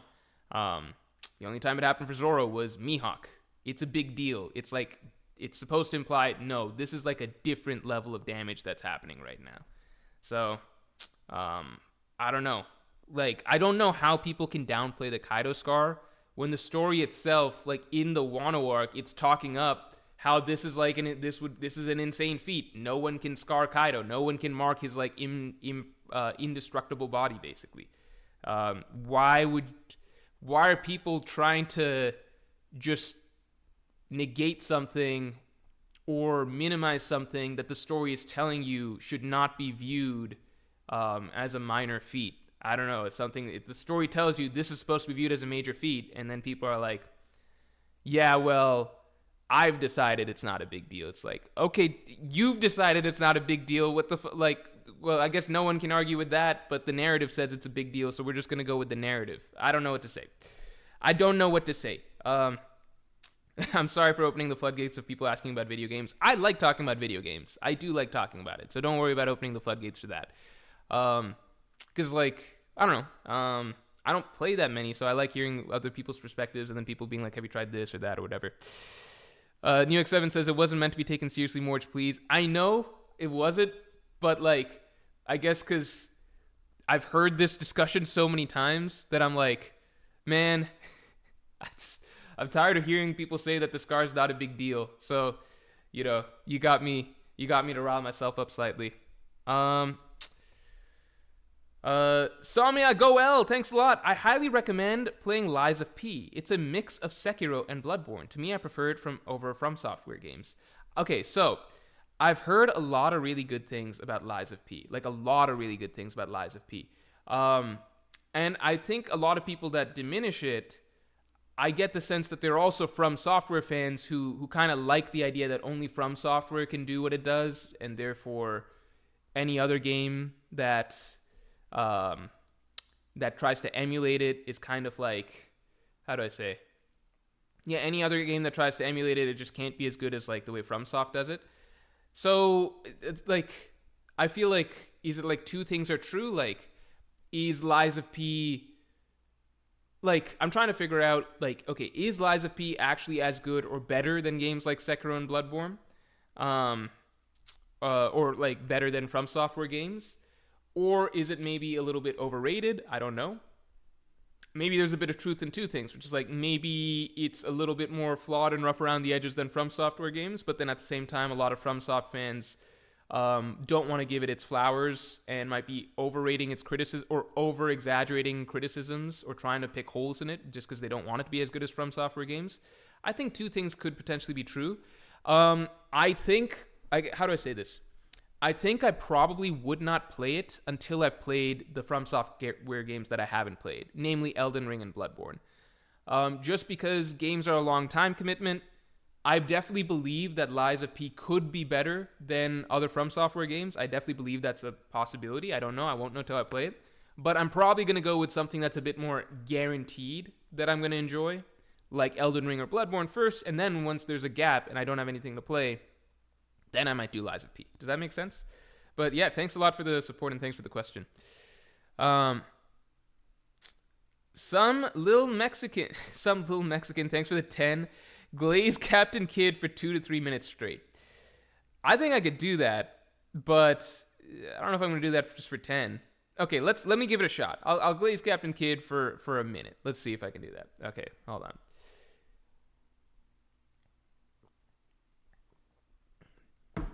Kid pre-time skip was one of the coolest characters to appear on screen ever because anytime he showed up, you knew that some new interesting perspective was going to be brought up. I feel like he had a sort of, like, he emulated Doflamingo in that sense. It felt similar to Doflamingo. One, they both had a sort of similar sort of carefree, reckless vibe pre-time skip, which neither of them actually really carried post-time skip, but that's a separate discussion. But the same way that whenever Doflamingo would show up on page pre-time skip, you could sort of expect some sort of cool thing to be hyped up or him to give it some sort of outside third-party perspective on world events. You saw this in chapter like 303. We were talking about the New Age. You saw this in Subodhi Archipelago when he's hyping up like the Age of Smiles, when he's talking about the upcoming war and everything like that. Obviously, his big speech at Marineford. Kid has a lot of those similar tendencies where, you know, he's the guy that was the first, like, one of the coolest quotes to me in the story. Not a quote exactly, but one of the coolest things I've ever seen a character say in the story that actually nails a lot of the ideas of One Piece down that Luffy's never going to express himself is the when Luffy at Subodhi says, "I'm going to be the one to find the One Piece," and Kid responds that up till now, anytime we've said that, people have laughed at us. But from here on, if you don't have the courage to say that, then you're just not cut out for the New World, or you're not going to cut out for the One Piece. Only the strong, like only the people who have the strength to say that are going to be around from here on. That is low-key one of the most poignant things that One Piece as a series has to say, because the whole idea, like, it's implied in arcs like, Jaya, Mocktown and everything like that. Luffy has these big dreams. All these people, these small thinkers, they laugh at Luffy's big dreams, but the point is that because they can't think big like a Luffy or a Blackbeard, they're never going to be able to reach the heights that Luffy and Blackbeard will. They're limited by their own imaginations. And the simple fact that Luffy has the guts, as Blackbeard says, to say that I'm chasing something that's impossible, that alone means that he has the capacity to actually try and legitimately pursue that. And Kid kind of puts that concept into words where he's basically like, this is applicable to real life, for you in real life as well, right? Which is, like, I always tell people I would really love to be a film director one day, right? That is probably the most important dream for me, okay? And, probably it's like, well, how close are you to achieving that? Not really, right? I'm trying to save up to eventually be able to fund that, but how close am I actually to achieving that? I'm not really, right? But I'm not going to stop saying it, and I think in general it's a good mentality for people to have for their regular walks of life, because, like, it is one thing that One Piece should teach you about, like, chasing dreams, which is if you don't even have the level of confidence to at least be able to outright state, like, I'm going to chase this, even if it's something that is very, very difficult to achieve, that people might laugh at you or think less of you for trying to chase that, you need to at least be able to have the guts to say that out loud and believe in yourself to the point that you can express that to the world without fear or shame of being laughed or made fun of. Because if you don't even have that level of conviction, then how are you actually going to achieve what people think you can't achieve, right? Kid is the first character to put that into words.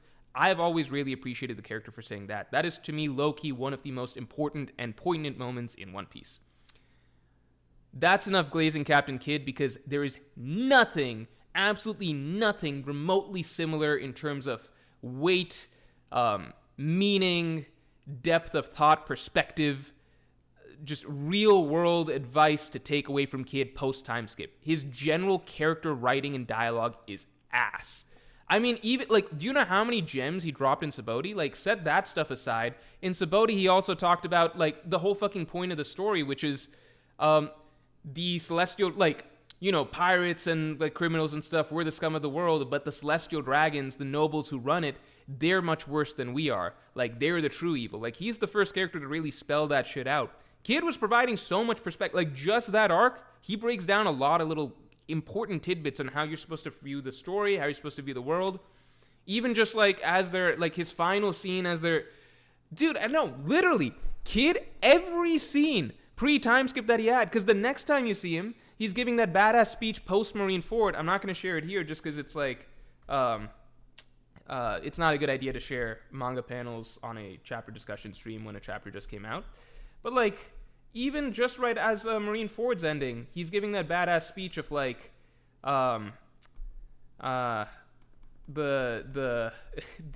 era changing, now the balance of power is tipped, who knows what's going to happen, blah, blah, blah. And then right before the pre-time skip ends, he's giving that speech about, like, how the new world's going to be different, it's do or die out there, whatever, like, from here on out, like, you know, he's the one that hypes up the new world. I don't know, Kid just, all of his... I think every bit of significant dialogue Kid had pre-time skip was actually top tier. Genuinely top tier. Genuinely top tier. Anyway. It is a damn like, even just remembering that, like, forget the strength and everything like that and the wasted potential there. It is genuinely a shame what happened with Kid. Just as a written, like, depth of character and perspective that he provided. New X7, thanks for the 5. Oda should make canon movies about other members of the One Piece world, since he wanted to make a story about Garp and the Marines and Dragons and the Revolutionaries. I think the problem is that the movies are largely cash cows. They're meant to generate a lot of revenue. Like, they're probably one of One Piece's biggest, just, like, probably one of Oda's biggest ways that he just makes a lot of money, you know? Like, when a movie comes out. It's not going to make as much money. I just don't... I think for the... How do I say? I think for the there's levels, right? So, like, we're all more into One Piece, right? Everyone here is a knowledgeable-ass One Piece fan, right? We would love a movie about fucking, like, the Rocks incident or something like that, or a movie just about Dragon and the Revolutionaries, like, doing their own thing or something. We would love one of these movies, or, like, Mihawk's story or something like that. But I think for the broadest, like, most casual One Piece fan base, especially kids and stuff, it's very possible that the Straw Hats are just what drive the bucks, drive sales and stuff like that. You can't have a movie without the Straw Hats, so I just don't know if it would work. Cigar Verk, thanks for the 10. This Mo might be among the D. There is Monkey Family. Dawn and Dusk is Japanese creator who makes English videos and has been correct about many things, like Sinking World. She might come up with Mo.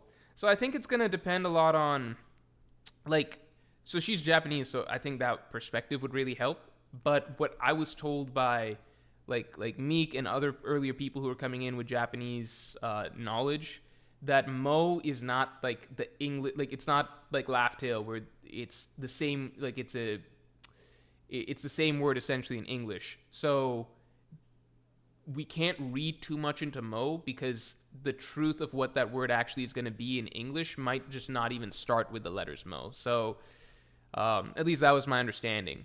So I don't know if there's any good theories to come off with that, if it's the Monkey Family or what. Marquez Perez, thanks for the 5. Crazy how Arc's ending and Luffy doesn't look at all damaged despite getting jumped by Gorosei and Admirals. Yonko shit. Yeah, it's true. At the same time, though, like, he got to eat a lot of food. And lots of times once Luffy gets to eat food, he kind of just comes back kind of looking okay-ish, you know what I mean? Like, he got knocked off the roof by Kaido, but then he ate food, and he came back, and he's essentially fresh. So it's hard to say. But I agree. Like, he was getting jumped by a lot of characters. I think at the end of the day, he didn't, like... he didn't stop to fight the Gorosei for long, and that's one of the things that I would have loved to have seen. Which is like, what happens if Luffy and Warcury just square up and have to fight for like a while? What happens then? So yeah, it remains to be seen, I guess. Like ultimately they were running and pretty much escaped, but Luffy did come out pretty much unscathed, considering he took on like several top tiers over the course of this arc, like basically everybody. Flitch, thanks for the 5. Hey Morj, maybe dumb thought. What if Imu is literally Joy Boy's or Nika's shadow incarnate? Desires manifested from both chaotic good/evil type shit. That would be extremely interesting, but I don't know if Oda's gonna go that route, because I don't think like I feel like there's something that's supposed to be a bit more pure about Joy Boy, because Joy Boy is also supposed to represent Luffy and stuff, and I don't think Oda's ever going to get into stuff like the dark side of Luffy's character, which I think a dark side of Joy Boy would kind of be imitating. I just think that's kind of outside the wheelhouse of like how Oda writes to write One Piece. I mean, we've got parallels with like, well, what about York being the dark side of Vegapunk and stuff? Vegapunk's a little different. Like, I don't know if Oda would do something like that with Joy Boy per se. That's just my thought. Dick so small I pissed on my balls. Thanks for the 5. I like the idea that the elders are men who were fed mythical zones, forcibly awakened, and used as vessels for the mythical zones' wills. Oh shit! So you think that like that's why they're so genuinely demonic and strange? Because even Zoro's saying something this chapter, like Jinbei was talking about the unreal hockey. Zoro was talking about like the presence is like a strange presence. Was it Zoro who was saying that? There's just something weird about these Gorosei, you know? There's something special about his presence. The Kitetsu Blade. Yeah, I just want more of Zoro's thoughts kind of on this Gorosei. Because I feel like Luffy, Zoro, and Sanji are probably going to be able to understand what the Gorosei are a little bit better just by being able to sense, you know, with observation haki. So we might get some more info out of that. Also, let's get the stream lights up to 300 real quick. But I've never heard that idea, that it's like mythical Zoans that essentially ran wild in a sense and took over. Basically, like the demon guards were kind of almost hinting at the truth of the Gorosei. Type 35, thanks for the 5. Morj, I'm going to be the one to make the next One Piece. Just wait. Thank you very much for the 5. So it's funny, the last video I put out, which is like, there will never be another manga like One Piece, I thought it was cool. Like, I got multiple comments of people typing that, like I've been working on my own series that's like One Piece for a while now, or I want to be the next one to make something like One Piece. And I think that's like really cool. Like, I just like that a lot of One Piece fans are inspired by this type of storytelling that One Piece has, which again, I think is just different from other manga. And yeah, it's such a tall task, but I think it's cool that there are a lot of people that are like, I want to write the next thing like that, or I want to craft the next thing like that. So, yeah, no, go for it, man. You know, because like, even if you don't make the next One Piece, what if you make something that's like really good in its own way? You know, it doesn't have to be the next One Piece, but you could make something that's better in some ways, different in some ways. So, yeah, like, as long as you're doing it, you know, as long as you're doing it. Because you don't want to be like, you know, 10 years down the line and then you've never ended up starting, like, this is a message to everybody. You don't want to be 10 years down the line and you never ended up starting writing or working on whatever creative project you wanted to do. So I'm happy to hear that. Amartya Sinha, thanks for the 2. Mo Bamba, I don't know if that's the answer. Prince Jerma says, Morji Poo, please notice me. Noticed, checked off. Did Sal ever show up? Is Sal here? Samoya Goel, thank you very much. Is it bad that to me the most important reveal of Egghead was finding what happened to Jin and Don Krieg pirates? No, come on, man. That was the most important. I do think that everybody was ready to, like, everybody likes Jin, right? So everybody was excited at the concept of Jin coming back. I guess I just thought that, like, Jin coming back, to me, I always felt, and I said this at the beginning of the stream, I always felt like if Jin's coming back, I would like him in a substantive sort of like cool role, not just as this random dude on the side on Hachinosu of all things. But, you know, we got some closure, I suppose, to Jin. He's still there. World of CJ Nation says, I've always imagined the ending of One Piece starting something like the Great Pirate Era, like Roger's death. I don't know if you mean in the New World or what, but like, I feel like when One Piece ends in Shonen Jump, it will have a certain sort of ripple effect in the magazine in general. What's the most popular manga nowadays? Shonen Jump best. I remember when Demon Slayer first overtook One Piece, it was like the end of the world, and like people were like fighting over like, because there's two different groups that reveal like the total volume sales at the end of the year, and like one's like the Oricon rankings, one's like Shonen Jumps or whatever, and like One Piece fans were like fighting tooth and nail against Demon Slayer fans of like who has the most sales at the end of the year, because like One Piece fans, like we all really wanted to hold on to that.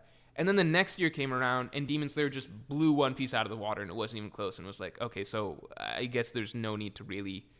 It's just a lost cause. And I feel like since then, One Piece, I don't know if it's still been the best-selling each year. So let me see, Shonen Jump best, or if it was overtaken by Jujutsu Kaisen or something like that. Wait, what? I am so fucking mind blown. Blue Lock was the best-selling manga of 2023? Blue Lock? Blue Lock? Are you fucking... I didn't know Blue Lock was that popular. What about 2020? Okay, hold on.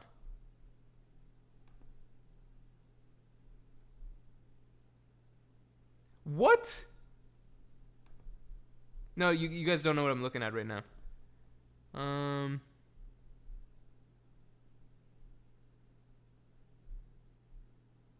Wait, what?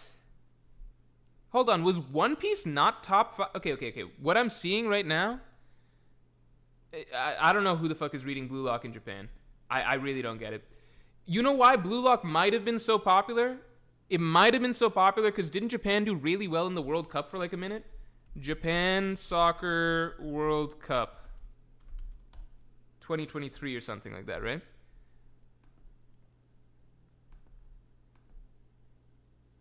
Didn't Japan do really well in the World Cup or some shit? Yeah, FIFA World Cup helped sales. Okay. I can't read Blue Lock. I'm on Haikyuu. That's what I'm on. I also started solo leveling just because like I needed something that was blind action, and I thought that might be what solo leveling is. I watched a few episodes. I thought it was cool. The second episode in particular of solo leveling, really fucking cool. Really, really cool. Okay, so what I'm seeing is actually bizarre. 2023. Yeah, so I mean, One Piece is still around the top. It's not going to leave around the top. 2023 was third. 2022... I imagine One Piece is also, because of Oda's breaks, it's putting out less volumes than usual. One Piece was fourth in 2022, so made up some ground. And then what I'm seeing is in 2021, it wasn't even top 5. Am I crazy? 2021, One Piece wasn't... What the fuck? That's kind of wild, right?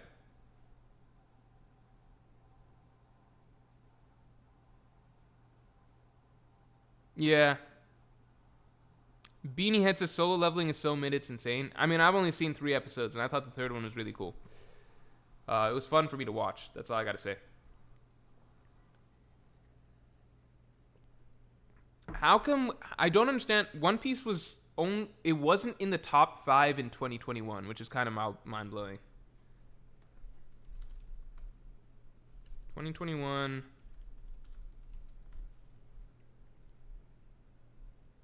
So Maya Goel, thank you so much for the support today. Seriously, that's a lot.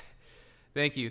Shonen is meant for teenagers. One Piece has a high barrier to entry for teenagers. A lot of people who read One Piece might be older folks. That's why it's not number 1 these days. Does One Piece have a high barrier to entry? I guess because it's so long. But like, One Piece has been long for a long ass time. What's the difference between like when One Piece was like 600 chapters and like knocking everything out of the knocking sales out of the park? Same with 700 chapters, same with like 800 chapters. Like, what's the barrier to entry? Like, it's all roughly the same, you know what I mean? Like, it was dominantly number 1. Like, at what point does it become a barrier to entry? Because I feel like something has to happen or shift over time. But if anything, like, around the time that One Piece was becoming like a gargantuan series, like Marineford, etc., hitting around the 600 chapter mark, like a really fucking long story, that's also when it started really like just blowing everything else out of the water, and it kind of stuck that way through like the next several hundred chapters. So I don't know, like, because I get the idea of aging out, but One Piece has been around for 3 decades, so it's kind of like it's gone through several generations of teenagers. So I just don't feel like that really holds up, It's not like, oh, some people were teenagers when they first started reading One Piece, but now they're old. Or like One Piece has always been able to catch on with the new generation of teenagers, you know what I mean? Like, whether it was teenagers in the 90s, teenagers in the 2000s, teenagers in the 2010s, like, it's always worked. So I don't know. JWP, thanks for the 10. Best-selling manga of 2024. 1, Jujutsu Kaisen. Thank you. This is actually very, very informative. Jujutsu Kaisen, which sold 4,630,000. Frieren, Beyond Journey's End. So that's a lot of the anime for sure. I mean, anime just has such a huge influence. I wonder if it's because One Piece's anime isn't so hot nowadays. At least in my opinion. A lot of people say it's the best it's ever been. Frieren, 4,350,000. I really want to try Frieren. Apothecary Diaries, I have not tried that ever. 3.7 mil. One Piece, 2.18. Blue Lock, 2.14. I do wonder also, though, if it's breaks, right? Because Oda has not... He's been less consistent putting out manga recently, right? So fewer volumes coming out per year. New X7 says, I've talked to so many people who say they will never read One Piece because it's so long. I definitely understand that, but I don't understand why or when the shift would have happened, because One Piece was also, like, there's not a big difference. Once One Piece hit, like, 600, 700, 800 chapters, it's already too long by most people's standards, you know what I mean? I'm saying that there's not really an it's kind of arbitrary to say that, oh no, now One Piece is a high barrier to entry, when it's like, no, it would have had that in 2019 too. Like, that's just like, I've been hearing One Piece is too long to start for like a decade, you know what I mean? Like, this isn't a new complaint. The difference is that One Piece was still killing sales back then. It's kind of random to say, well, now we can suddenly use the excuse that One Piece is just too long. It's like, no, it's always been the longest manga out there, excluding things like, I guess, Ippo or something like that, So that's not, you can't just really use that as the reason, because that's kind of arbitrary, you know what I mean? Faithful, thanks for being a Yonko tier member for 13 months. Hey Morj, I just finished Jujutsu Kaisen Season 2. What's your opinion on Itadori as a main character until this point? To me, I'm sure that there's some video essay out there that explains some shit about why Itadori is actually like a brilliant main character or something. This is just a surface level opinion, right? I find him personally to be the blandest, least interesting cardboard cutout of a main character that I've ever seen in any popular shonen series ever. I genuinely don't know if I've ever seen anyone that I find less interesting as a protagonist than Itadori. Genuinely never. I also find it funny when people are like, Itadori has suffered the most. It's like, yeah, he suffers a lot, especially in Season 2. Definitely not the most. You could literally read Chapter 1 of Chainsaw Man, and it's like, Denji suffers more in Chapter 1 of Chainsaw Man than Itadori does. Like, literally, read the Chapter 1 of Chainsaw Man. The dude has already sold his balls and his kidneys and his eyes and shit like that. Has no family. Everyone's dead. He has a fake dog for a friend, and he ends the chapter cut up and left to die in a dumpster. Itadori has not suffered the most. It is not even close. Not even in the context of Shonen Jump, and that's not even getting to like Seinen series. But people are like, Itadori suffered the most. It's like, okay, but does that make him a fucking compelling character? Guts has suffered a lot, and the writing around him and what he how he's developed, that makes him a compelling character. Itadori suffers a lot. I'm just like, it's just fucking Itadori. Like, I don't know, just his personality's so fucking bland, and like, to me, it's kind of like keeping a lot of the generic shonen protagonist stuff, which is like, they want to do good, and like, they got a good heart, and they're strong-willed, and they never give up, but removing all of the fun sort of like quirks and personality traits that you use to sort of fill out the character on top of that. Like, it's kind of just keeping that core basic concept. This is how I feel when I watch Itadori. It's just like, you know what? Strong-willed, never give up, persistent, bold, brave, or whatever. And then you want to surround that with a lot more meat that's interesting, that makes them more unique. But with Itadori, it's kind of like, well, it's just this, Like, even, like, I didn't like Asta in Black Clover for a long time. It took me a long time to get around him, and I was like, this is just a generic, loud, yappy shonen protagonist. But at the very least, like, he's got some spunk to his personality, and, like, there's funny shit, there's, like a lot of sense of exuberance, and like he's got a very big, effusive personality that can sort of grow on you at some point. Like even someone basic like Asta, there's something more to it than just the basic like just vanilla starter shonen personality type, right? I feel like Itadori is the only shonen hero that I read that it's like they just have the core part and then didn't really add anything else on top of it. That's it. Old Faithful, thanks for being a Yarnko tier member for 13 months. No, we just covered this. Sorry. So Omaya Godel says, also mod Ender Anami. I see them in every stream in VOD. I thought Ender Anami is a mod. I thought Ender Anami is a mod. Hold on. Holy shit. I'm sorry. I'm sorry, man. Because you're one of like the long-term OG supporters who I always appreciate having in streams, but I don't know. Were you not a mod for some people? I mean, I guess I can always see a wrench, but you know what it is? Which is that I don't know when people are members or mods, which trumps which. So do you show, if you're a member and then you're made a mod, does the blue trump the green, or does the green trump the blue? Do you know what I mean? So I think there's some people that I've just assumed I've made mod at some period of time, but it hasn't been the case. JWP, thanks a lot. Jujutsu Kaisen leaks trend number 1 on Twitter, 200k plus tweets in 5 minutes.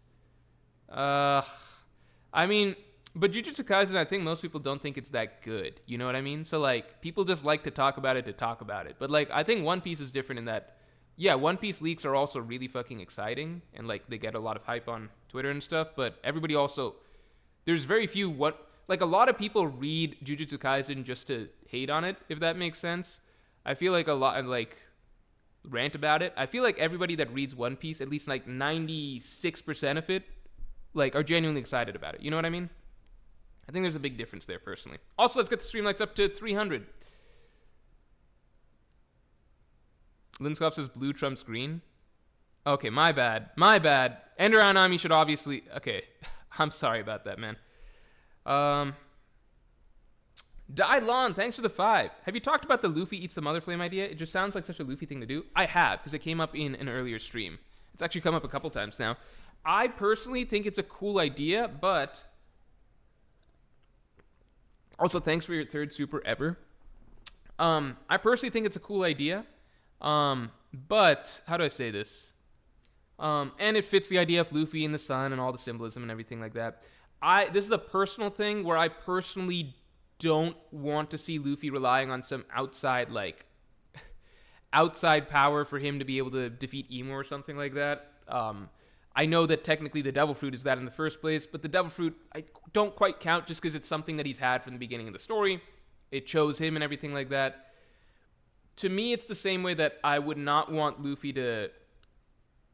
Like, when Luffy defeated Oars by eating all those shadows, it was like, that's cool, but I don't really feel anything for Luffy, like, emotionally. Not like when Luffy defeated Lucci through Jet Gatling or, like, Crocodile through Storm, because, like, I guess I just personally don't like the temporary I eat something type power-ups that I get for, like, a moment or something, just because... I prefer seeing the character push themselves to the limit and use their own abilities. I also say just because Gear 5th, the very nature of it, I feel like once Luffy got Gear 5th, I feel like he doesn't need to eat a new power-up or anything like that, just because I feel like the concept in itself is the power of imagination. So theoretically, if by the time it's time to fight Emu, Luffy's good enough and adept enough at thinking of creative, zany, outside-the-box ways to use a Gear 5th, like, I feel like the potential of his fighting ability in that form should already be limitless, and that's the beauty of the concept. So I wouldn't really at that point want to see him like have to eat some sort of more generic, like, oh, now I'm a Super Saiyan type power-up. Like, I think that's the beauty of Gear 5th, that it could be written to hypothetically take on even like a really overpowered opponent like Im. I think. I don't know. Double R Ali says Jujutsu Kaisen is just great for memes, to be honest. I mean, I know a lot of people genuinely love Jujutsu Kaisen. That's not what I'm saying, but I'm saying, like, when One Piece fans are, like, getting really, really hyped over the leaks and stuff that are coming out, I know that One Piece fans are excited for the chapter. Jujutsu Kaisen, there's a lot of discussion and anticipation for the leaks, but a lot of it is just like, one, it's a modern day titan of manga that's kind of ending, that's in a really crazy spot. But two, like a lot of it is like 50% is people that really genuinely enjoy it, and then 50% is like people that are just like, we don't like it, but we don't like it or we're critical of it, but we're kind of just like, we want to see what happens. You know what I mean? I just think it's different. Yeah, I don't know. Chainsaw Man clear of Jujutsu Kaisen? I don't think there's any comparison between Chainsaw Man and Jujutsu Kaisen. Like, they're operating on two totally different... Like, Chainsaw Man is genuinely, like, attempting to write something that is a... Like, how do I say this? It's genuinely attempting to write something that is a progressive, like, more literary style of storytelling in the medium. Like, it's genuinely trying to do something that's a bit more... I guess, highbrow in terms of what it's trying to write, you know? A lot of people are like, oh, it's just sex stuff and, like, Denji being horny, but then that's nice because it filters out people who genuinely don't want to engage with what it's actually trying to write about, right? Chainsaw Man is actually trying to do something that's, I guess the simplest way to say it's just a little bit more highbrow than what you're actually getting, like traditionally getting in Shonen Jump, right?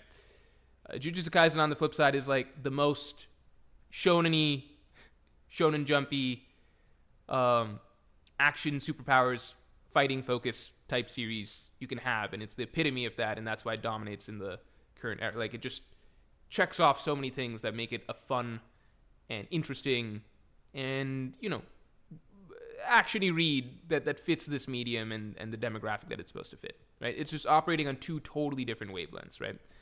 Chainsaw Man is completely outside the box. Jujutsu Kaisen is very, very firmly in the box. In fact, it's like the poster child for what fits inside the box, you know? Totally different ends of the spectrum. That being said, my thoughts overall on Chainsaw Man Part 2, I still need to reread the whole thing and be like, okay, do I think it's all really good? I still think that Chainsaw Man Part 2 had a really weak section somewhere there in the middle. Just being outside the box doesn't automatically make something good. But what Chainsaw Man is, how its writing style, what it's attempting to do, the approach that it has, the feel of the manga, right? It's not trying to just be a standard shonen in that sense, you know? Again, that doesn't mean it's good, but it's the series isn't automatically good for trying to do that stuff. I'm just saying it falls in a different category of how you're evaluating it even, you know? Boise Bird, thanks for the 5. When new series have a new season, sales explode, but readership quickly falls off. One Piece in Japan statistically has the most loyal readership over Jujutsu Kaisen. Yeah, that's the big thing, right? Which is like, even if you look at like the sale, like One Piece is as I said in my latest video, One Piece is basically the immortal king of Shonen Jump, which is like, other series might have like their little time to shine and their time in the sunlight or their 15 minutes of fame where they might pass up One Piece for a year or two or something, but One Piece is going to be there, top 2, 3, 4, 5 in sales forever, right? And I feel like I wouldn't be surprised if, like, until it ends, and I wouldn't be surprised if the year that One Piece ends, its final saga, its final arc, I wouldn't be surprised if that year has the highest sales of any series ever, you know? I wouldn't be surprised. Cigar Verk, thanks for the 5. I don't know any Japanese, but Oda used the same Mo character he used in Monkey. Do you think if Zoro fights, Admiral will be like King fight one power-up and he runs through? Same Mo character like he uses in Monkey?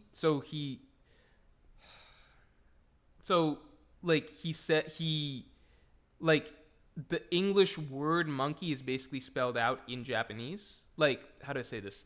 Like, the Japanese characters that would produce the sound specifically monkey and not the Japanese word for monkey. Is that right? Is that what you're saying? I guess, don't fully understand.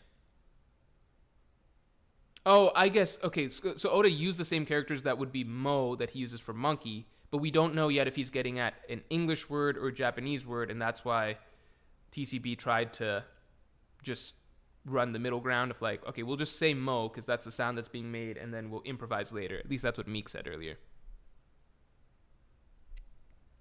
Justin Holland, thanks to the 5. Maybe somehow Luffy will see the Iron Giant battle the elders, and from there try to replicate the method it used to hurt them for next time. That is if the Iron Giant can hurt them. But that is an interesting idea, if there's a specific weakness. If there's a specific weakness. I do wonder if we're going to find out the weakness of the Gorosei this arc, or if that's to be determined down the line. Yokai Gota says, a lot of Jujutsu Kaisen fans read it for Gojo, and that's it.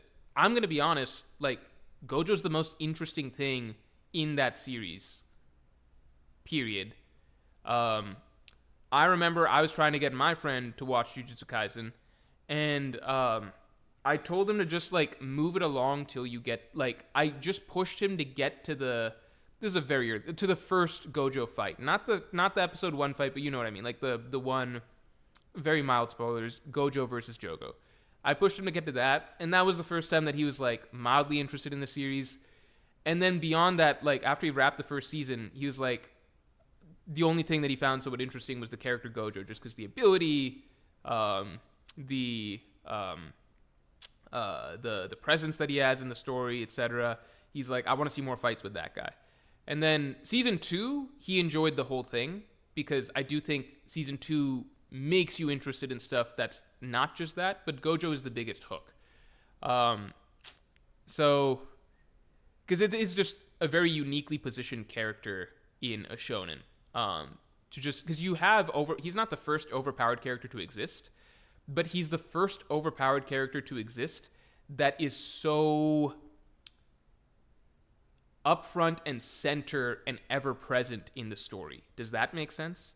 Because that's not a thing in other series. You'll have, like, the strong old guy, like, you know, you got the third Hokage in Naruto or whatever. You got, like, Bleach's Yamamoto and stuff like that. But, like, Gojo's different in that Gojo's essentially presented as a god, but a god that's as present in the story as Kakashi, like a regular character that's always there, always up front and center. And the entire universe sort of bends to his existence. And it's just interesting. And the abilities that he has are also very, very interesting. And the personality that he has, which is very chaotic in a way, is also also becomes interesting because it's combined with that sort of like literally untouchable type of strength, right? So Gojo is unique as a character concept to use like that. You could argue Makima feels similar, not to the same extent. She plays a very different role. And I think it's actually very interesting that Chainsaw Man and Jujutsu Kaisen came out at the same time, because at least early on, you see some very, very interesting similarities in terms of like just conceptually what the writers might have been thinking when they came up with certain key pieces.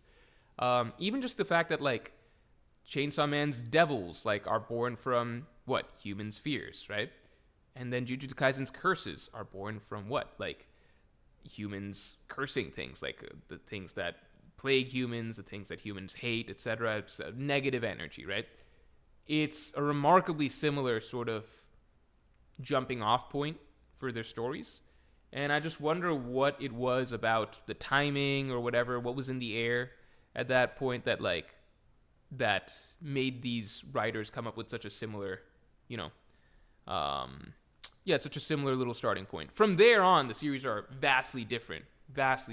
But I also think it's interesting that like Gojo is this very centralizing figure in Jujutsu Kaisen that is a big attention draw for people, much in the same way that Makima is, for slightly different reasons, but that also, like, Makima is meant to be much more mysterious, much more, like, Gojo is very upfront and center, like, first episode, I'm Gojo, here I'm fighting, I'm doing all this crazy shit, this is what I'm about, etc. Makima is this mysterious entity that we're trying to figure out, but we begin to understand it's very, very powerful and is right up front and center, right?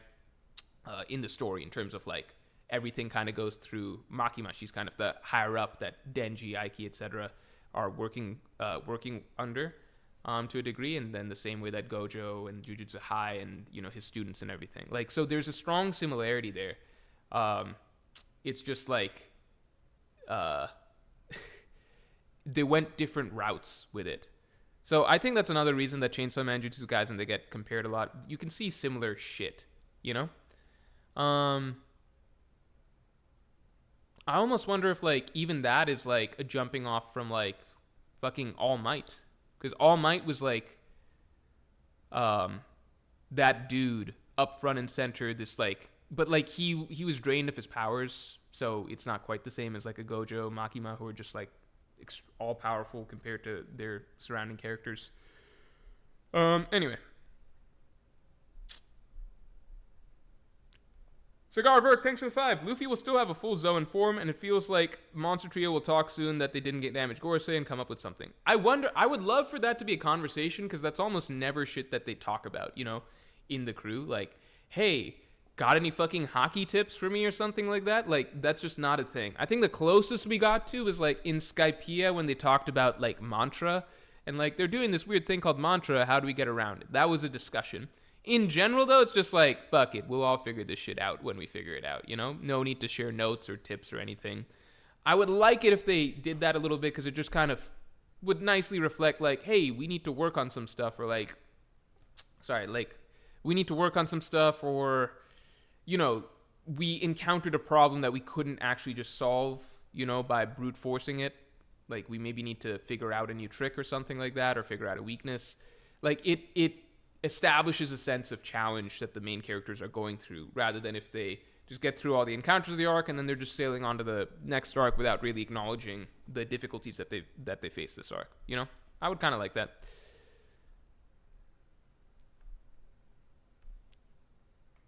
Isaiah Davis, thanks for the 10. Hey Morj, can the will of D be passed down, such as Sabo inheriting Ace's will and Kobe inheriting Garp's? Does this make them honorary Ds? When Vegapunk says those with the name D, are they included?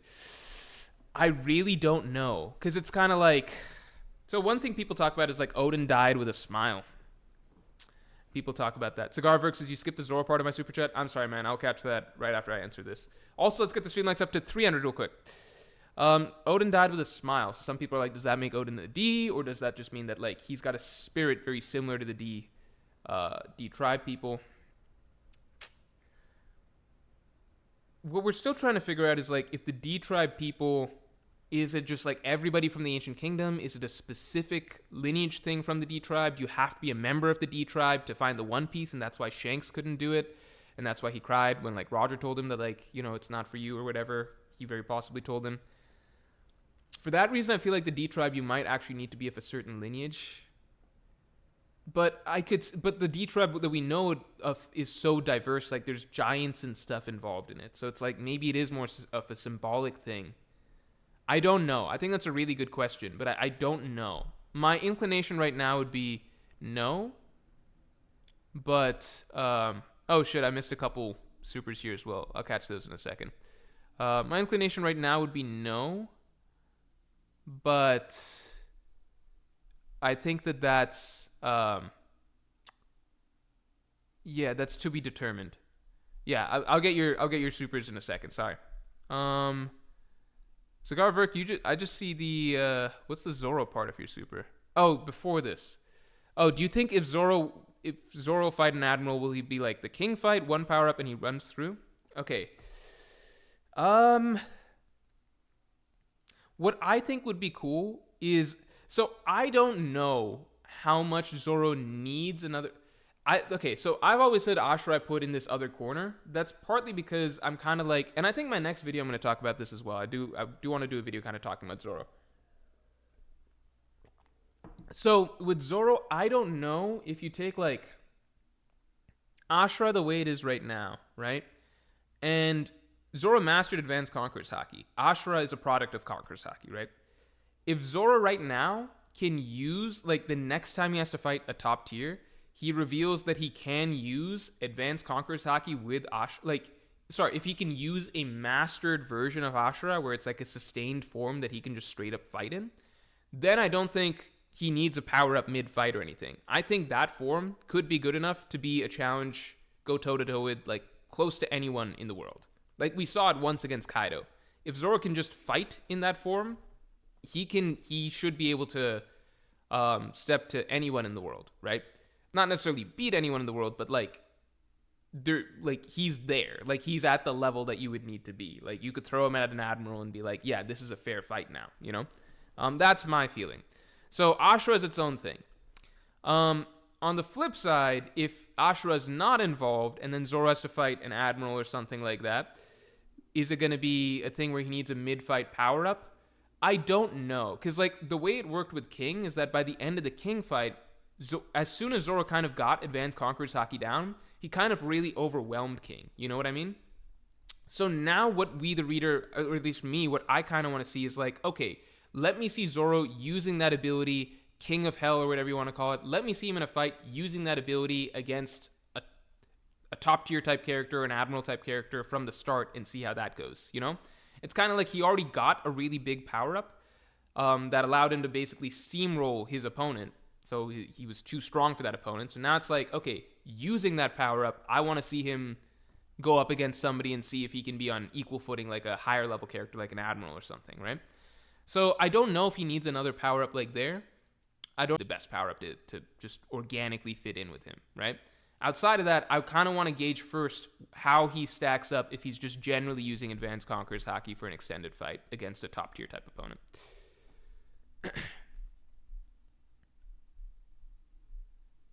The Disciple, good name, thanks for the 5. Remember the mysterious cities of gold. Vegapunk's message seems to be based on that anime reveal almost 1-to-1. I have a short or I can link the clip. I don't know if there's like some sort of anime review. Like, what are you talking about? Like, is it from Skypiea? Because I just doubt that Oda was telling them certain things all the way from back then. You know what I mean?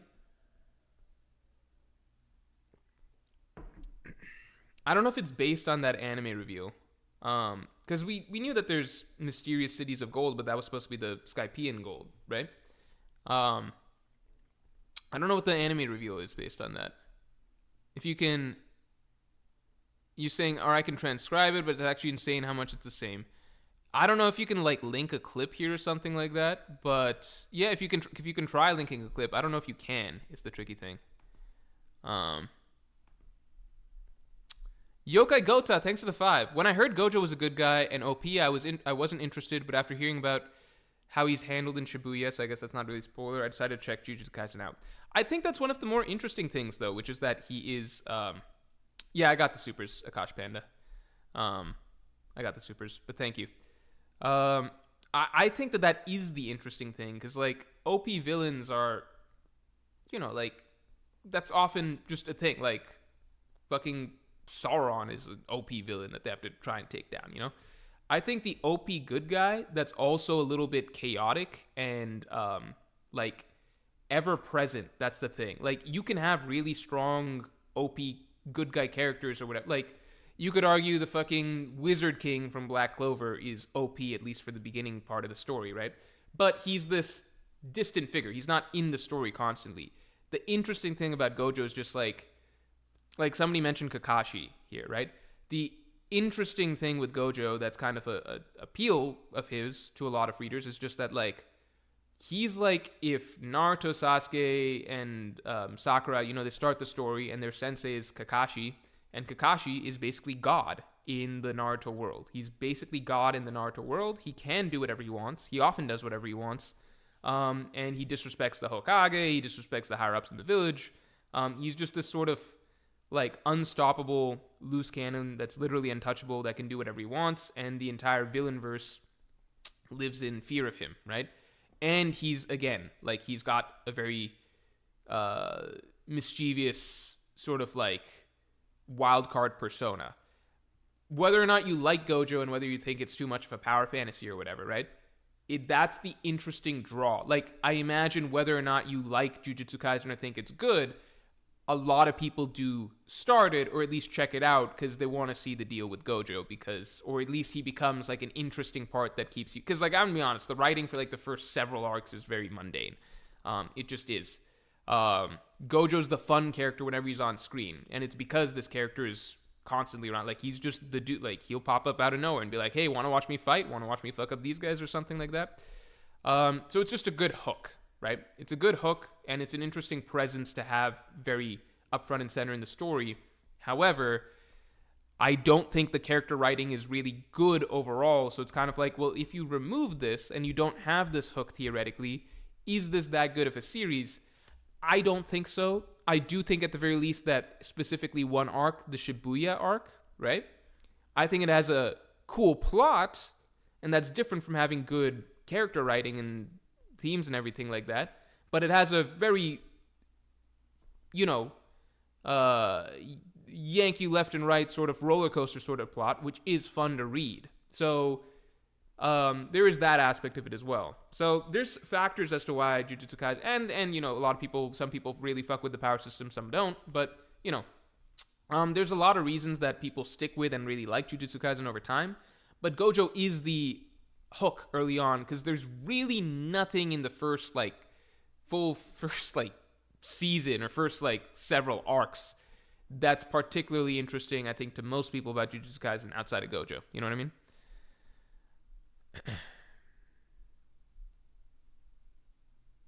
Jonathan Sherman, thanks for the 5. Sinbad in Magi is so prevalent, he eventually gets his own prequel series and basically ends up ruling everyone.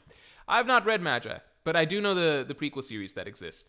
I don't know how prevalent he is. Is he always hanging around the main characters and stuff? I don't know. But at the very least, like, is he treated like a god like Gojo? I don't know the differences specifically or whatever. I just know you open Jujutsu Kaisen episode fucking 1. There's this character that's introduced. This character seems broke, OP, and he basically tells you in the first couple episodes, like, I'm the strongest, most powerful being in the universe. Hi, I'm your Kakashi. It's like, whoa, that's kind of weird. Cigar Verk, thanks for the 5. Monster Trio will talk this time because they have the same problem. Kaido has common problem with Luffy and Zoro knew Luffy is learning new haki for it. But it wasn't really discussed. Like, I guess it was something like, did Zoro really know Luffy's learning new haki? Is that, like, it just wasn't really a conversation even that really kind of really came up for them. I don't think even that was really discussed. I don't know if they will talk this time, even if they have the same problem. I hope they do. I just don't know if that will be the case. It's hard to say.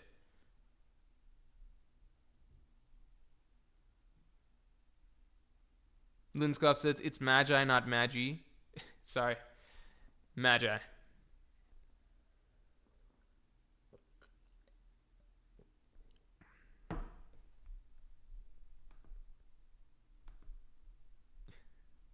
Sinbad is closer to Gojo than Shanks. Okay. Akash Panda says Morj Sinbad is treated like a god, but he's not as prevalent as Kakashi. Yeah, I guess what I'm getting at is like it's the combination of basically being this godlike OP figure, literally a god that nobody can touch, period, but also being Kakashi. That's the combination of Gojo, plus having the sort of wildcard persona. That's it. Akash Panda says he read it in reverse. Wait, what? Sinbad is treated like a god, but he is not as prevalent as Kakashi. Isn't that correct? Maybe I read it in reverse.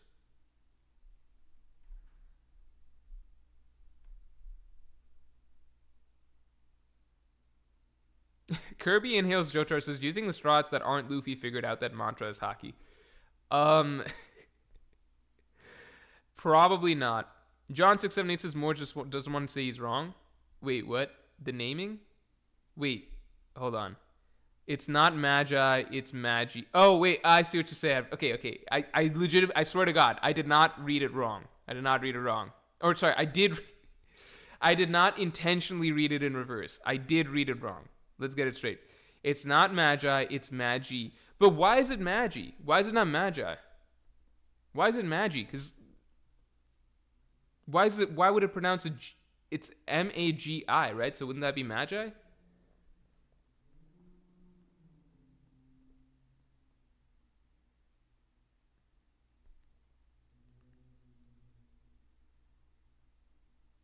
It's Magi with a G, but it's a GI, so it's okay. I don't understand. I just don't understand. It's GI, so that's a Magi sound. Oh, because we heard it in the anime? Man. But how do you know the anime people are saying it correct, huh? How do you know about that?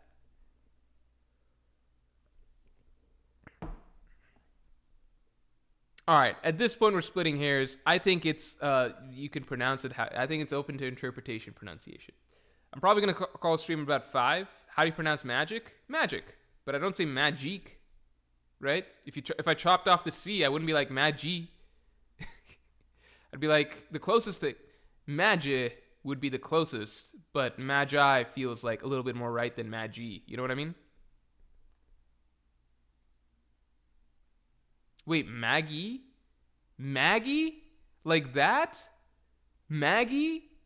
That can't be right. I feel like at that point, I know that's not right. That's not right. Maggie? Come on now. That's not right. Maggie? Then it would have an E at the end. Like Maggie. That's clearly not right. Come on. Come on. I think I got it right. I think I'm just going to leave it at that. I think I got it right. I think I got it. I think I got it.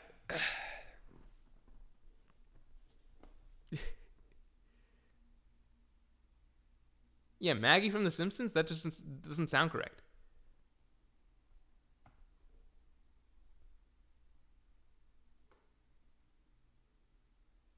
You guys are crazy. You guys are crazy. Okay. All right, guys. We're going to call stream in a couple minutes. Let me see if there's... Don't call the stream Mo. This is just 678. JWP, thanks for gifting a membership. I assume not for the pronunciation, but I do appreciate it. The Joe, say thanks to JWP. Seriously, JWP, thanks for coming in and gifting the people. Seriously appreciate it. Yeah, all right, probably going to call stream in a second one. JWP, a real one like always. Yes, I agree, and Ayanami. Bro, argue with longtime fans. How do you guys know? I feel like you guys might be gaslighting me. I'll be honest. I feel like you guys might be gaslighting me. Ahmed, this is Gojo's Kakashi if he had DMS from the beginning. I always thought that was random, which is... One, I never understood the Kakashi hype, why people liked him so much, because I always felt like... But his powers aren't even really his. And if you took away the Sharingan, he's not really that good at shit, right? You know? Like, if you took away the Sharingan, he's kind of average, right? And what's funny is, like, at the end, he just got another Sharingan to become super OP for, like, a minute, and then he lost both the Sharingan, right? So then he became super weak after that. Like, basically average Jonin level. Am I crazy? Kakashi without the Sharingan is basically average Jonin level, right? I don't know. I just thought it was wild that was one of the weirdest, like, because the ending of Naruto just had so many random things that were, like, not enjoyable or not good. This might be a personal thing, but I just felt so thrown when at the end it was like, by the way, Naruto, even though, like, this whole fucking storyline has been about you becoming Hokage and you're fucking saving the village and saving the world here and you're, like, the most powerful ninja ever, you can't be Hokage yet. Fucking your bum-ass teacher who's an average-ass Jonin, doesn't even have Sharingan, who was carried by the Sharingan and doesn't even have it anymore. He's going to be the Hokage first. And the funniest part is he never even felt like becoming Hokage. So this thing that you dreamed so long of and became, like, ridiculously overqualified for and clearly are, like, fit to achieve right now, you're not going to get it. Your teacher who never cared about it is going to get it. And he doesn't even remotely deserve it. I didn't understand that. Kakashi became a Jonin at 10 years old. He was a prodigy. But, like, doesn't that just not really track? Because once you take away the Sharingan, how good is he? So, like, does that, like, I get that he became a Jonin at 10, but then shouldn't that mean that, like, one, by the time he's a fucking adult, shouldn't he be, like, at least, like, if he became a Jonin at, like, 10, by the time he's an adult, shouldn't he already be, like Minato, Jiraiya, Orochimaru type level ninja or something like that? And I'm saying that's without the Sharingan. But even with the Sharingan, by the time he was, like, an adult, he was still just like a Jonin, right? And that was with the Sharingan. So it just never really made sense to me, Kakashi's, like, prodigy status. Yeah, Kakashi was a prodigy without the Sharingan, but, like, that's just, it's like one of those told us, not shown us, because it's like, how are we supposed to believe? Does that make sense? Like, Kakashi without the Sharingan, prodigy, Jonin at 10 years old, right? Then you fast forward, then he gets the Sharingan, fast forward like 15 years or some shit, and he's still like a Jonin, not some legendary ninja like Orochimaru or whatever. And if you took away the Sharingan, what even does he have left? Like, how big of a deal is he? Is he still like his 10-year-old self? Like, how strong is he? You know? Kakashi is stronger than Tsunade and she was Hokage. With the Sharingan or without the Sharingan?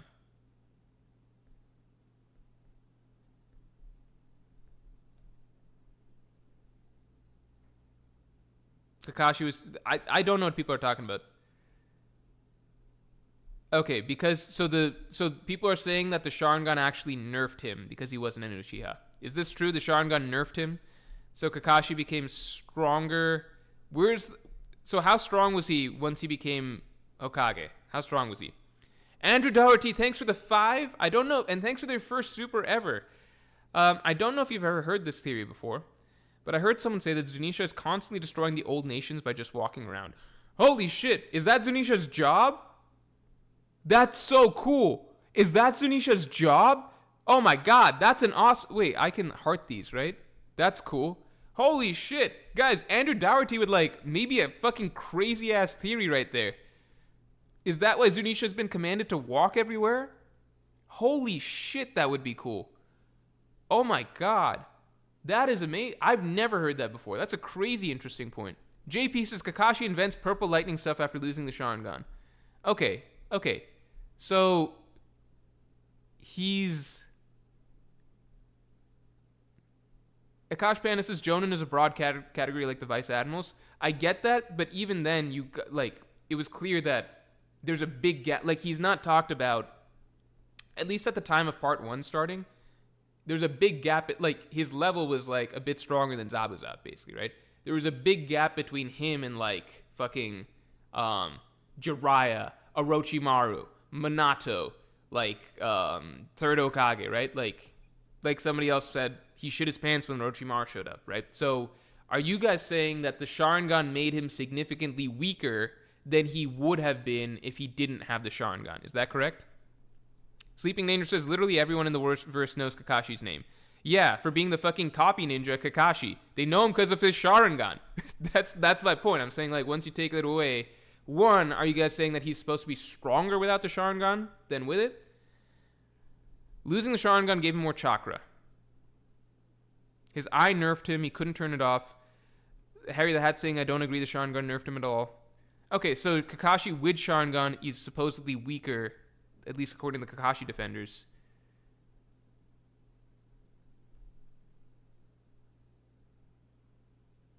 Zabuza was a legendary Jonin though, Morj. Oh my god. Okay, not everyone can be legendary.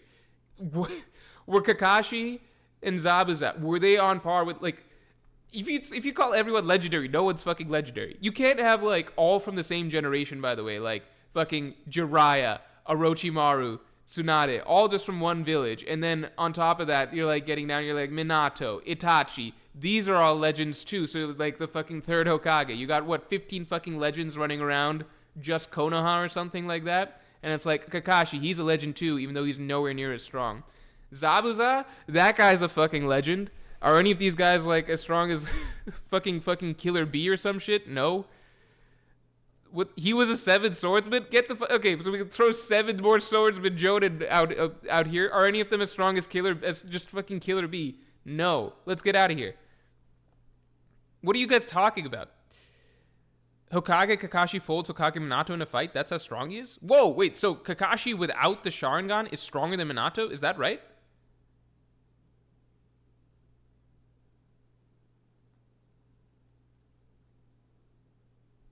Wait, I did not know that. I'm disrespecting Kakashi very hard. I did not know that Kakashi post Sharingan was stronger than Minato.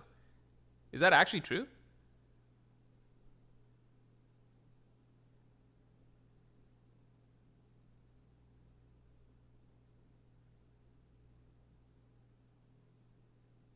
Okay, then what are people talking about?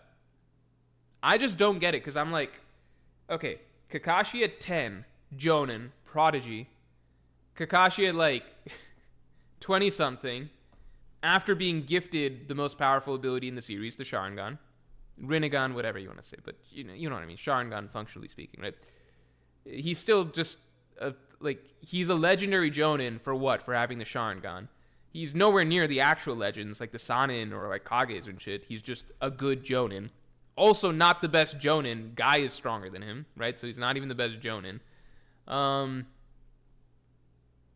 just don't get it. Now people's excuse for him is basically like, well, the Sharingan drained his chakra, therefore he actually got nerfed by getting the chakra, so it was a curse, not a gift. So then it's like, okay, so his true potential he can achieve without the Sharingan. I guess, did we never get to see the best version of Kakashi? What is the best version of Kakashi?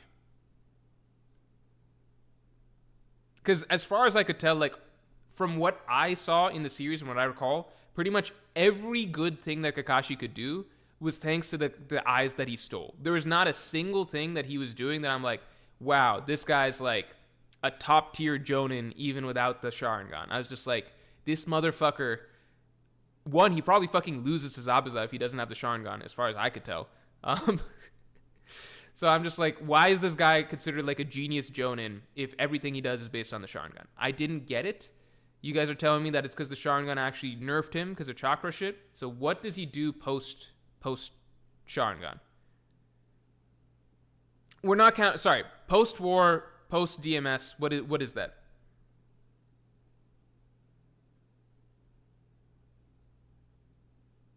Ultimate Simon says the Hokages were way better than any Kages. Kakashi can be a Kage. It's just the Leaf Village was too broken.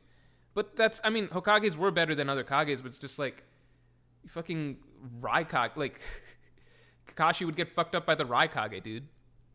Like, if he didn't have the Sharingan. Sorry, clarify, you know? Akash Panda says he can Chidori, though. But I thought he can only Chidori if with the Sharingan, and that was, like, the whole point of that, from what I recall. His Purple Lightning is apparently OP as fuck. Okay, he invents Purple Lightning. Okay, I guess that kind of makes sense. Purple Lightning. Where does he use Purple Lightning? That's kind of cool.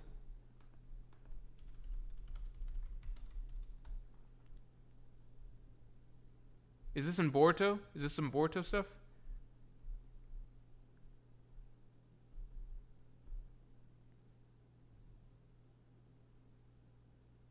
Kakashi light novel?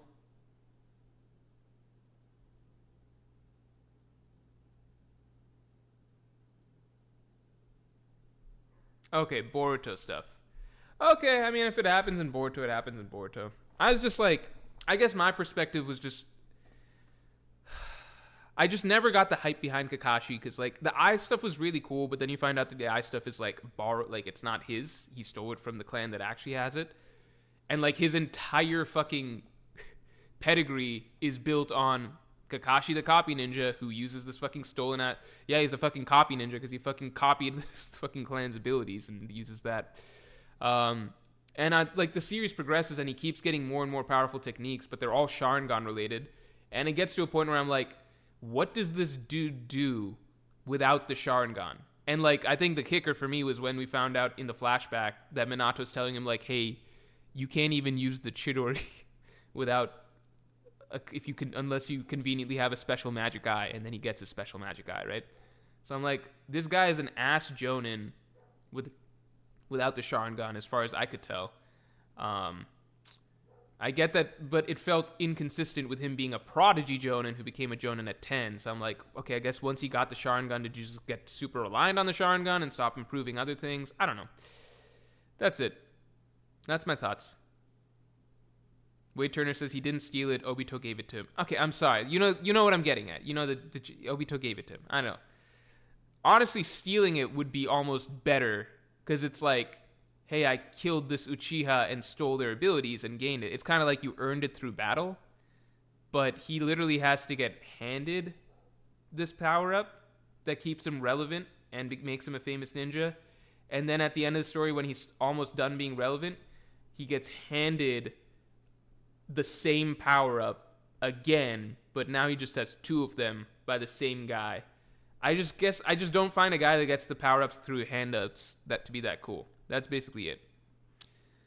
BG24, thanks a lot. DMS Kakashi may be the strongest shinobi of all time. No Boruto. Yeah, I mean, I think that that's totally possible. I just don't think that, like, getting it through handouts is that cool, at least to me. It just feels unearned, you know? He earned it through love.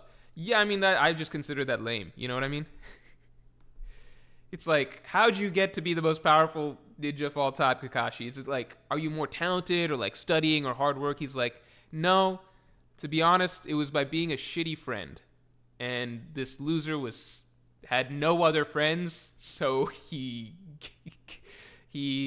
just, I don't know, he had to give his powers to me, his only friend, but I wasn't even his friend. That's basically it. Pete Garcia, thanks for the 10. Hey Morj, any thoughts on the Gorosei's seemingly infinite regen? Feels like Luffy spent all of Wano to be able to hurt an invulnerable dude, and now he's back to being able to unable to damage his enemies.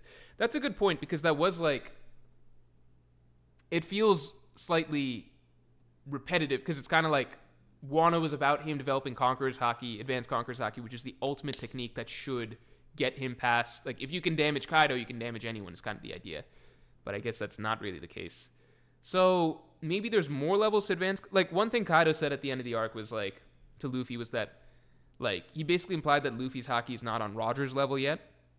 He's like, Roger conquered the whole world with Haki, like, you still can't reach that ceiling. Something along those lines. That's not the exact quote. So I wonder if maybe Luffy needs to improve his Advanced Conqueror's Haki even more. But it does feel like a little bit repetitive in that sense. Because it's not even just the Gorosei. The Seraphim were a problem for Luffy as well. And we were kind of like, well, he's not using Advanced Conqueror's Haki, but that is the case against the Gorosei, right? He's been using Advanced Conqueror's Haki, probably. It's hard to say. I don't know. Yeah, that is a good point. Because I just didn't think we'd ever see Luffy have this particular problem again of like, oh, I can't damage this person. And with the Gorosei, it's regen, so that's one thing. But with Warcury, it's actually not even regen. It's just the Kaido problem again, which is just that he's too physically tough. And even if Luffy could somehow damage him, then you get to the regen. So it's just like Warcury's a double problem, you know what I mean?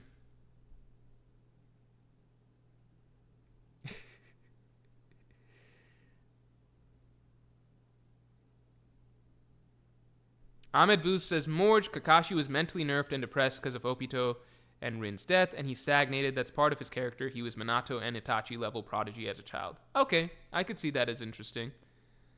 Is that canon or is that headcanon? Is that canon or headcanon? Is it canon that, like, Kakashi stagnated and was mentally nerfed? Or is that headcanon? I don't know. I think I just lost it when people were like, Zabuza was part of the Seven Swordsmen and their legend. This was like, dude. If we're calling the Seven Swordsmen legends at this point, I'm just like, what the like, fucking anybody can be a legend, you know? Make fucking Choji a legend.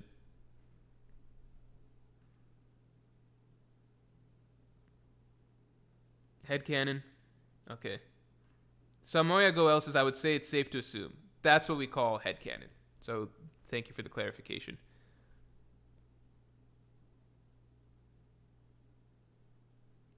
I'll just say the Seven Swordsmen were summoned during the Fourth Great Ninja War. You know the amount of impact that they had? Pretty much zero. They just existed for Kakashi to defeat them again. The Nine Scabbards are legends. Yeah.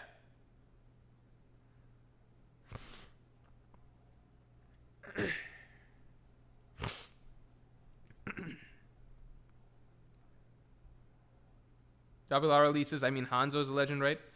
Yeah, but Hanzo fucking took on Jiraiya, Orochimaru, and Tsunade. Granted, not at the peak of their power, but like Hanzo was strong, you know? It took the best swordsman. Ahmed Booth says Zabuza was a Mizukage candidate, to be fair. Yeah, but like being a candidate, it's like, I mean, then we're getting back to the circular idea of like, what Kakashi became Hokage with basically, essentially average Jonin level abilities because he had no fucking, the Sharingan was 99% of his bag, right? They still fucking made him, he was essentially back to being a standard Jonin, right? There's nothing he has shown in the series up to that point. Didn't have Purple Lightning yet, or whatever that is. So up to that point, he didn't have anything that he really showed that's particularly impressive outside of all of his Sharingan abilities. So you're essentially taking an average Jonin and being like, this guy's our new Hokage. So I don't know how much stock to put into being like a candidate, you know? I mean, that's like saying like some fucking random vice admirals were candidates for being admirals. Like, yeah, they probably considered some people, but I don't know.